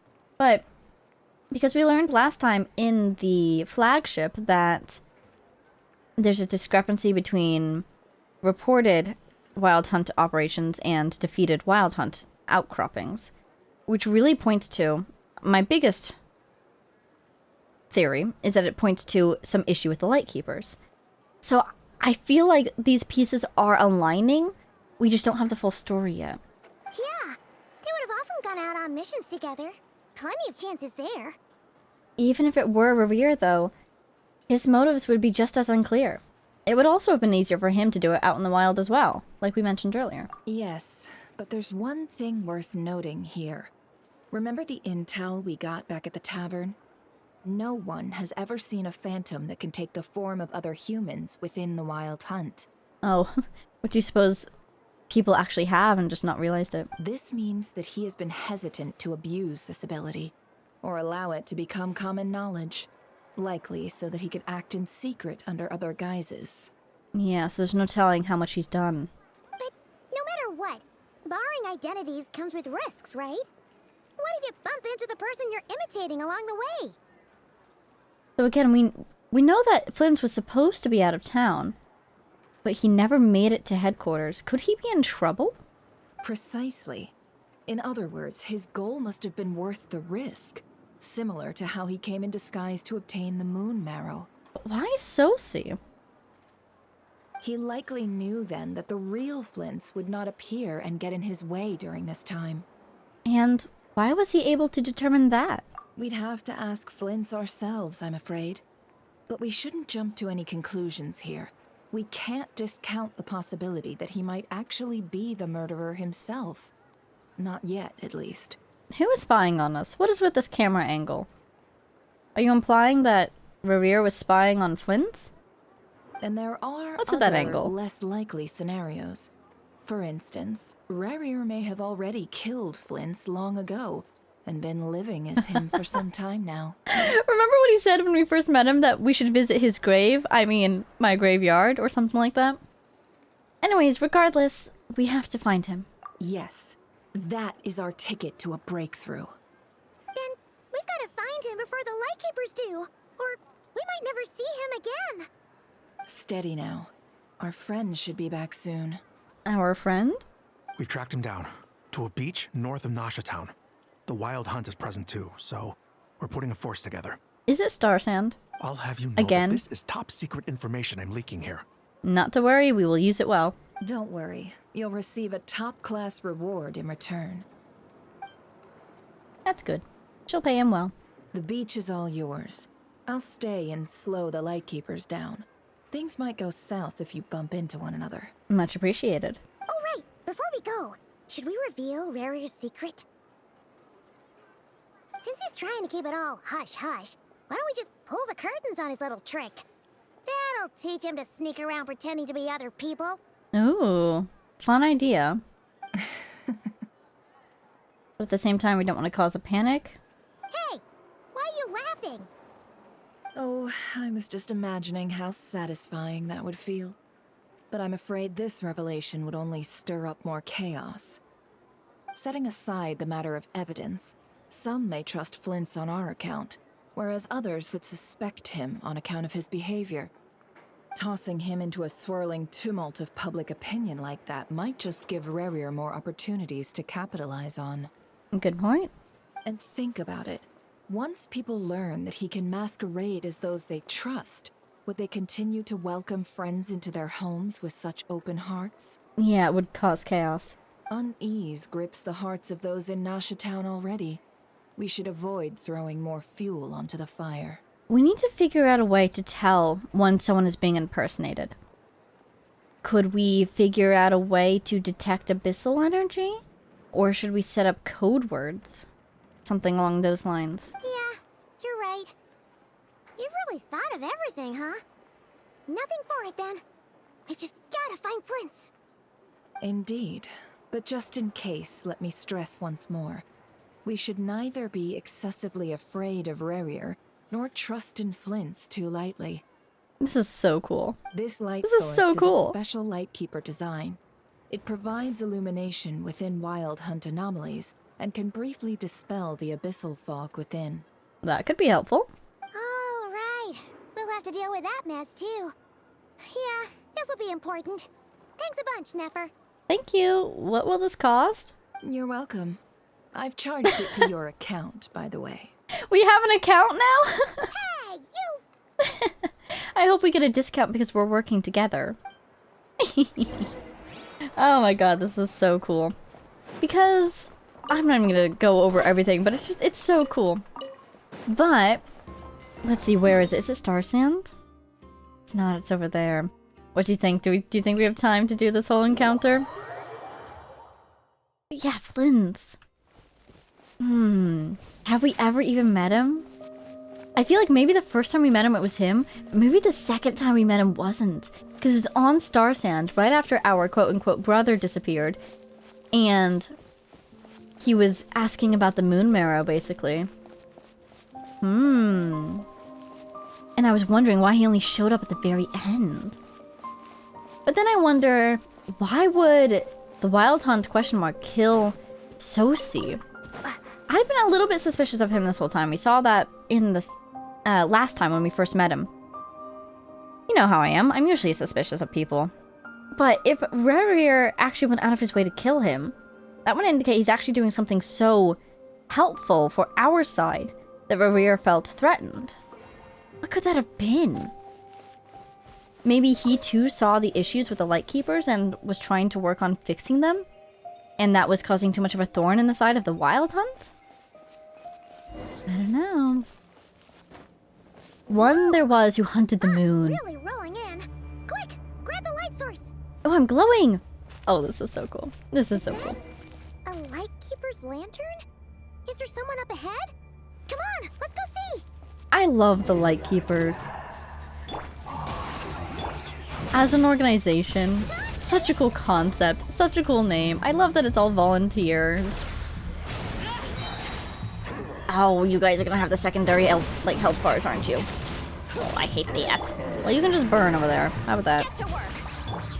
Do-do-do-do-do-do-do-do. Trying not to set myself on too much fire here.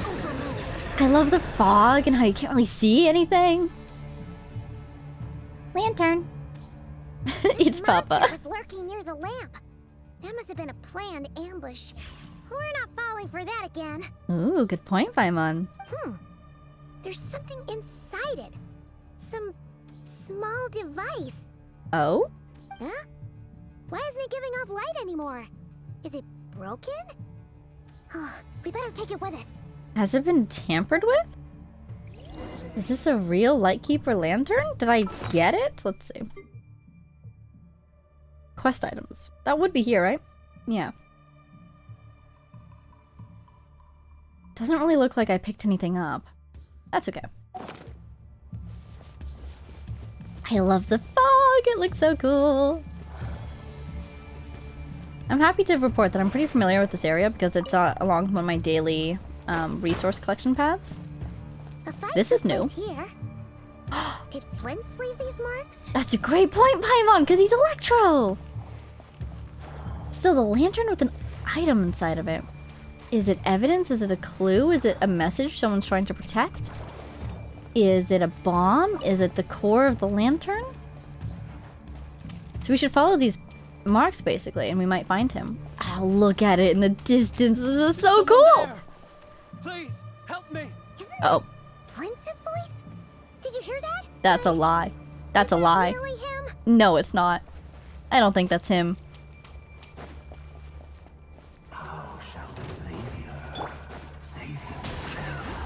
Save themselves, voice from the abyss. Is that Rarier's voice, do you think? How shall the savior save themselves? Really makes me think of our sibling and how they were called a savior in Conria. These guys feel weaker than the other guys. That's suspicious.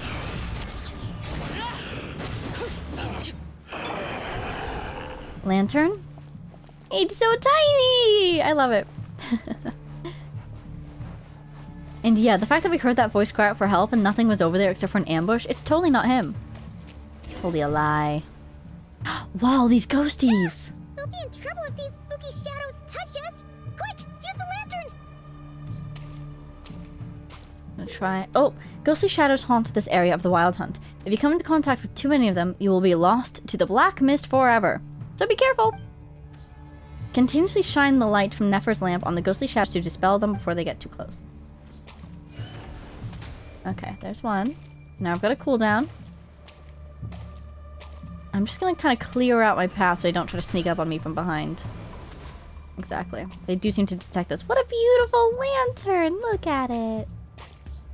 Seems to be partly Kuvaki powered at least, because it's got the moon patterns going on, if you know what I mean. 3, 2, 1. Ah! Scary! Let's hang out by this lantern while we wait for our cooldown. Hey, I'm Kuvaki. How cool. Come on. Come here. Oh, you're going the other direction, aren't you? I'm looking at your butt. How about if I just walk through? I don't know where I'm supposed to be going. There's something in the distance over there. If I walk along this beach for long enough, I will end up at Flint's island.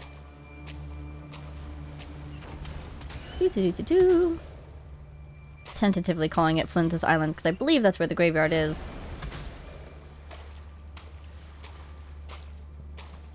Let's follow these Sparkies. Can I run? No. Somebody noticed me. It was you! Oh my god, there's so many of them. They move so quickly. Oh god. Why was it facing the wrong way? That was scary.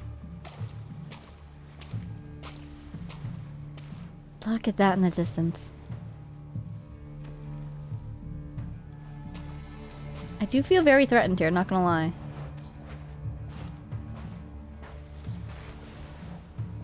He is a lantern. Oh, we're being ambushed. So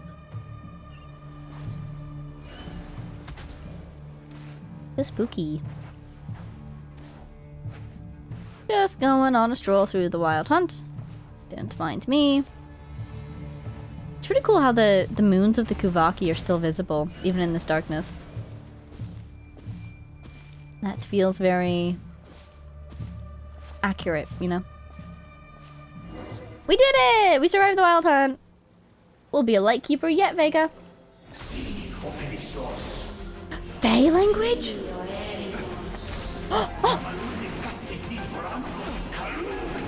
Oh, is this the Wild Hunt? I think this is the Wild Hunt trying to, like, get at him. Trying to pick at his insecurities or fears. Oh no! Oh no! Yeah, what do you do if you're a Lightkeep and you're... Over. What? That was mine from the first. What? Is that his voice? What? Oh my god, oh my god, what? Again. You again? So are you? Oh my god, I can teleport. What the? It's stronger than before. It's stronger than before, so that's the Phantom. So is that him? Oh my god, is that... Oh no, the lantern. No! He just throws the lantern. He's after the lantern? Oh my god, oh my god. This is so cool. Ah, that was sick.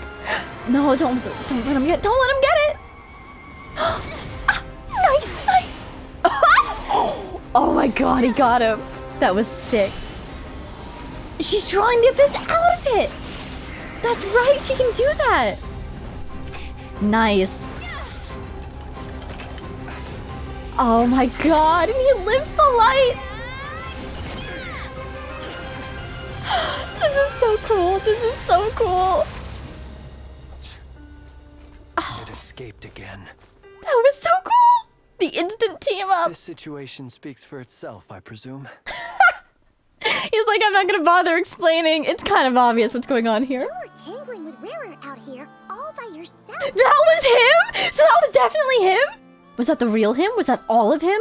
It, like, that being seemed a little ghostly, right? He was a little transparent or a little glowy. Because otherwise, Flint was just holding his own against Rerir by himself. I mean, even if that was just a fraction of his power, he was still holding against a fraction of his power by himself. That was so cool. He was after the lantern? He said that was mine from the start? And it seemed like Flint was talking back to him. So, that voice at the beginning, it was talking... Oh man, what was this? It said something about... It did say something about invite catastrophe, right? So maybe that was Flynn's telling Rerir, that he invites catastrophe? That's the story of a sinner right there, isn't it? The Fae language! Wait! Yeah, who was speaking Fae language? I was thinking it was the Wild Hunt, like, trying to get into Flynn's head, but then why would they be using the Fae language? But then if that was Flynn's talking to Rerir, why would he use the Fae language? From any angle, it seems to be saying that Flint is Fae, or he at least knows the Fae language. You don't necessarily have to be Fae to know the language, perhaps. He could have been adopted, like the governor's daughter. But then that also kind of implies that either... Like, I wouldn't be surprised if the Wild Hunt knows Fae language, because it's like a psychological attack. It just magically knows it in order to do that. But does Rerir know the Fae language? Oh my god, who's Fae?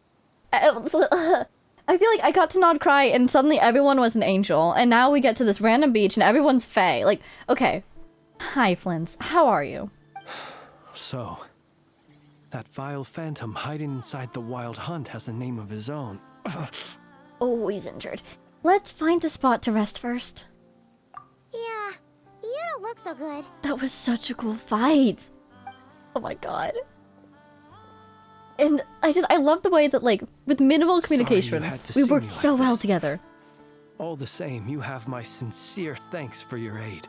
Please tell me your story. Who are you? What are your motivations? What do you know that we don't know? Why are you here? What happened to going to HQ? What do you know about Revere? To think you had the power to so easily cleanse the filth staining the lantern, which tormented me so. This lantern that we picked up had a thing in it. What thing is that? Might I ask what magic that was?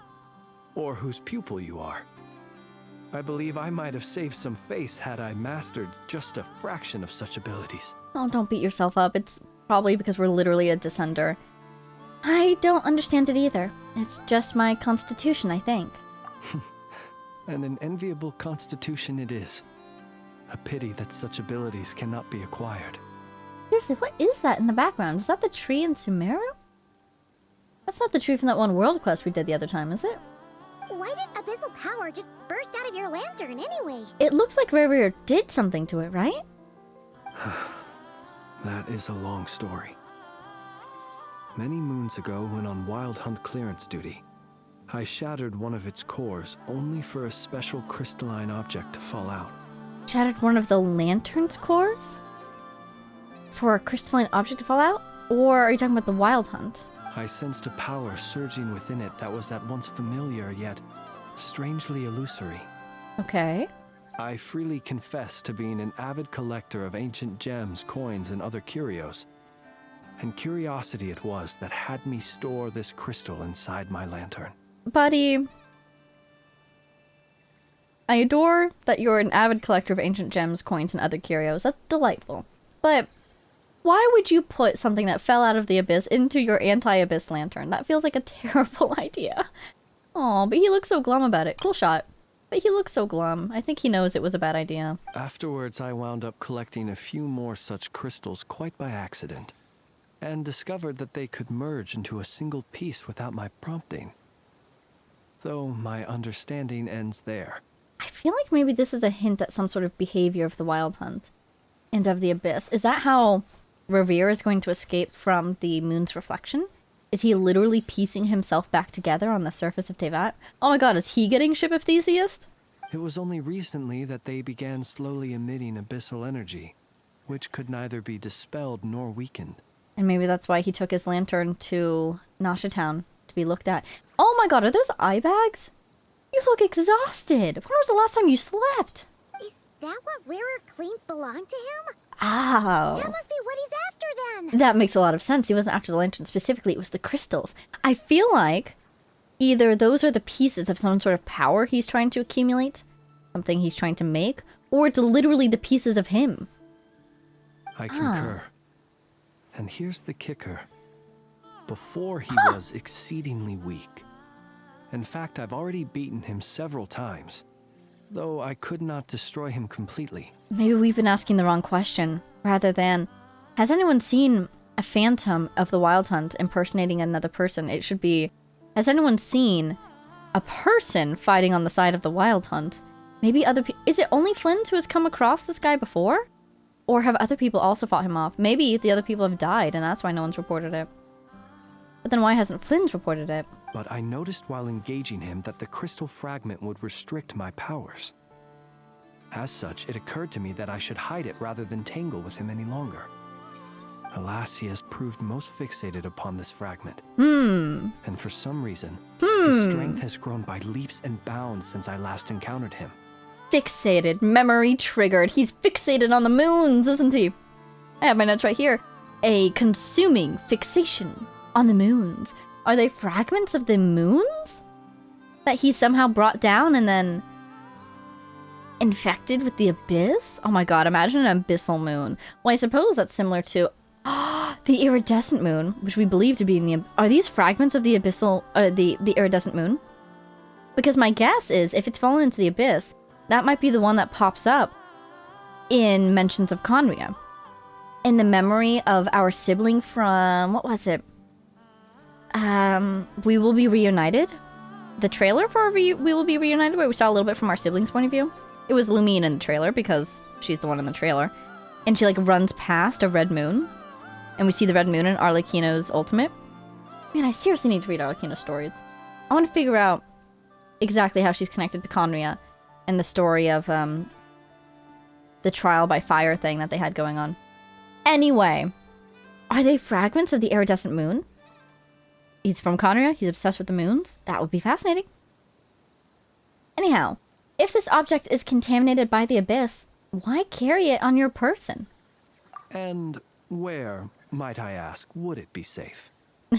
Or do you think it wiser I threw it away? Yeah, I guess you can't exactly destroy it. Were our places switched, would you discard it? Knowing that its perilous might was beyond your ability to counteract, yet capable of causing greater harm should it lie beyond your grasp. He's been collecting them in order to protect the world from them, basically. Now that he realized that they're dangerous. But they've been harming him in return. One last thought, though. His strength has grown by leaps and bounds since I last encountered him. I wonder... I really feel like if he fell into that moon's reflection, he still hasn't escaped it yet. I feel like he's trying to. But maybe it's sort of like an exponential growth. Now that he's reached a certain point of ability, he's able to regain his strength faster and faster. Or maybe it has to do with the, what is it? The special night that Lauma was waiting for initially. Was it the first new moon of the year or something? The day when Kuvaki was at its strongest? Maybe it's corresponding with that. Some sort of worldwide pattern. Flint, when did you first see him? You've already beaten him several times. You've seen him before. Like, when? Did he pop up for the first time almost exactly a year ago? Or has it been sporadically over several years? Okay, anyways, back to the topic on hand. Would you get rid of these things? Probably not. Yeah, throwing it away would mean giving the bad guy what he wants. But exposing yourself to its corrosion and growing weaker by the day, that sounds super dangerous too. Yeah, no wonder he has these bags under his eyes. But we were able to purify them, right? Hopefully that helped him out a bit. Only those who shoulder risks are qualified to welcome in the turning of the tide. Those who flee when troubles come are nothing more than deserters. Speaking of which, have you killed a man recently? Though I shan't deny that I have your fortuitous arrival and most outstanding assistance to thank for my continued ability to speak such platitudes. Either way, it seems this fragment is now utterly still. That must have made it useless to Rerir. I doubt he would have retreated so readily otherwise. Can we see what it looks like now? How is it behaving now? I imagine this wasn't the only reason you came looking for me, though. He's so polite. He's so well-spoken. Man, I really wanted to pull for Flynn's, but I didn't because Albedo. No regrets, because I finally got my Albedo, but next time you're here, buddy. I really like his design. I like his abilities. And now that we're getting to know him, I really like his character. Well, no, but... Hopefully he comes back soon. What do you mean, no, Paimon? We're here to investigate him for a murder! You briefly tell Flunes about Revere's murder of Sosi, and about the subsequent attempt to frame him. I see. But that might explain why he was trying to frame Flint's. Maybe it had nothing to do with Sosi. He just killed Flint's commanding officer, and then tried to frame him. Because if he could get him, like, imprisoned, Flint would be trapped in one small space, and Revere could come and take the fragments from him. Maybe? Oh, hey, she's gonna ask. Can you think of a reason why Revere would try to frame you? To use the Lightkeepers to find me, I suspect. I did not inform anyone of my true whereabouts, so he should have had more difficulty tracking me down. Implying that he has indeed been possibly using his disguise skill in order to sneak into the Lightkeepers quite frequently to use their information networks to keep tabs on everybody. Your true whereabouts. What are your true whereabouts and why? So you lied about going to HQ indeed? They alone have the ability to quickly pinpoint my position. Our Sergeant Major has a Kuvaki-powered device that can be used to detect others who bear a lantern. Oh, that's why he killed Sosi, for the device! And maybe that's what we detected in that other lantern. The tracking device, I wonder. They usually don't pay my whereabouts much mind unless they absolutely must find me. And I can see how that would be useful, the tracking ability. Say if there was a massive wave of the Wild Hunt, and you lost somebody, you could find them, hopefully before it was too late, by tracking their lantern. You mean this thing? Lantern! Yes. Where did you pick this up? Is that the one that we found, or the one Nefer gave us? We found it inside a lantern when we first charged into the Wild Hunt anomaly. So he used it to find Flynn's and then abandoned it, maybe. It must belong to That's a a win for Ratnik us. dispatched to investigate the area, who, it seems, dropped everything and fled the moment they saw the Wild Hunt massing to strike. Okay, good. Well, at least they're not dead. Indeed. And hey, again, it worked out for us that we found this abandoned lantern. Guess it's not surprising how they found you so fast then. But if Ruru could have shapeshifted into Sosi, why didn't he just use that Kavaki device to find you himself? Are there limitations to his shapeshifting, do you think? Were he to use it, that device would likely fail to act as it should, owing to abyssal interference. That makes sense too. The Kuvaki wouldn't work for him. Guess that explains it. So not only is this Rarir ruthless, but a purveyor of dirty tricks too. Oh, he doesn't like him. Look at his face. And I feel like he's being honest right now. I don't feel like he's putting on a show for us. You might not be familiar with Sergeant Major Sosi, but he put his heart and soul into every mission. Oh, so he was a good guy. Oh no. Our deployments are subject to orders from headquarters, and his orders were to be stationed long-term in Nasha Town. As such, he was very seldom able to go back and visit his family. Oh no. He worked so hard, seeking to produce excellent results that might convince them to transfer him out. Oh. But every year they would say, wait a little longer. Wait a little longer. He often wondered if it was because he was lacking somehow. So it sounds like there is an issue with the HQ, huh? In truth, everyone had nothing but the highest praise for him. But good work does not always lead to good outcomes. The higher-ups would think, he's doing great where he is. Let him stay there forever. A most convenient choice for them, at least. Oh no. Whereas his subordinates would think, wouldn't it be a shame if we were to lose such a talented, easygoing boss? So he waited. And he waited. Until the world closed its eyes in the depths of the night, and a lantern was slowly lit for him alone, that no one could see. Why do you gotta do this to me? That's so sad. Oh, and it's a tragic story. One that has played out many times throughout history. Another reason to take this Rarir's head. Oh, it's personal for him now. Oh. Another reason. At least we now know that he's looking for these fragments inside Wild Hunt anomalies. I wonder if he's agitating the Wild Hunt in order to produce more fragments, or to awaken more fragments so he can collect them. Oh my god, ironically, he might be the one clearing out the unreported Wild Hunt outcroppings. Or, you know, the Wild Hunt outcroppings are reported and he takes them down. And everyone's wondering who on earth did that. It was him. Because he wants the fragments, maybe? And yet, what did the Sergeant Major have to do with any of this? Why did he have to die? Right? Could Rarer be angry that the cannon Sosi set up to fire destroyed the fragments he wanted to collect? Oh no, really? Could you take me to the scene of the crime? Probably. But you are a suspect in this case. We shall just have to exercise some discretion then. Come on. Let us be on our way. We're gonna sneak around. I love it. Every lantern casts its shadows. Ah! That's so sad. It's so well written because it's so sad. Wow. Yeah, I'm really enjoying his character. I can't wait for him to come back around in like a year or two. That was... No! I'm leaving. Someone just shot me. Let's go here and heal. Wow. Our little murder mystery turned into such a tragedy, actually. That poor guy. But hopefully, with Flynn's on the case, we can indeed find more information in that office where he died. Alright, we're gonna call it here, because they're giving us a good breaking point. This is amazing. This is so good. Oh my god.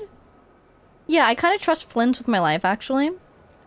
It does still feel like he knows more than we do. But the secrets that he still keeps, I feel like, are smaller than the one that he originally had. I think he knew about Rerir before we did. Maybe not entirely about him, like who he is, what his identity is. But he knew about his existence before we did, I think. And that's what I think I detected sort of looming over him, you know? It felt like he was holding something back. I think that's what it was. And I think the rest of his secrets are smaller. Like, you know, details about his past, who he is, and how he first met the Phantom of Rerir. But at this point, I love him. Oh my god, what a character. But I'm really hoping that now that we have him on the team, we will be able to get more insights into Sosi and Rerir's actions here in Nasha Town. Hopefully we get more of that in the next part of the Archon quest. This is so cool. This is so well written. All the different pieces coming together. Ugh. What do you want to suppose at this point that Rerir took our spaceship? Like, you know, just cherry on top. What if he has it? Why not, you know? Anyways. So, that was super cool. Thank you all so much for watching. I hope you enjoyed. Big shout out to our Patreon supporters, Jay Bleakwood, Konosard, Power of Chaos, Mary, Edu, Gibrilia, The Loyal Servant of Her Majesty, the Tsaritsa, Ruru, Axel Iron, Jay Quellen, Lunar, Mattsen, Marcin, Marcus, Sal, Don't Call It, Ryan, Warp, Summer, Mo, and all of our anonymous patrons, including an anonymous patron who recently joined the team. Thank you all so much for your support, and I hope everyone enjoyed. I'll see you all in the next one for more follow-up on our murder mystery, which is now less of a mystery and more just a murder. May he rest in peace. Bye now!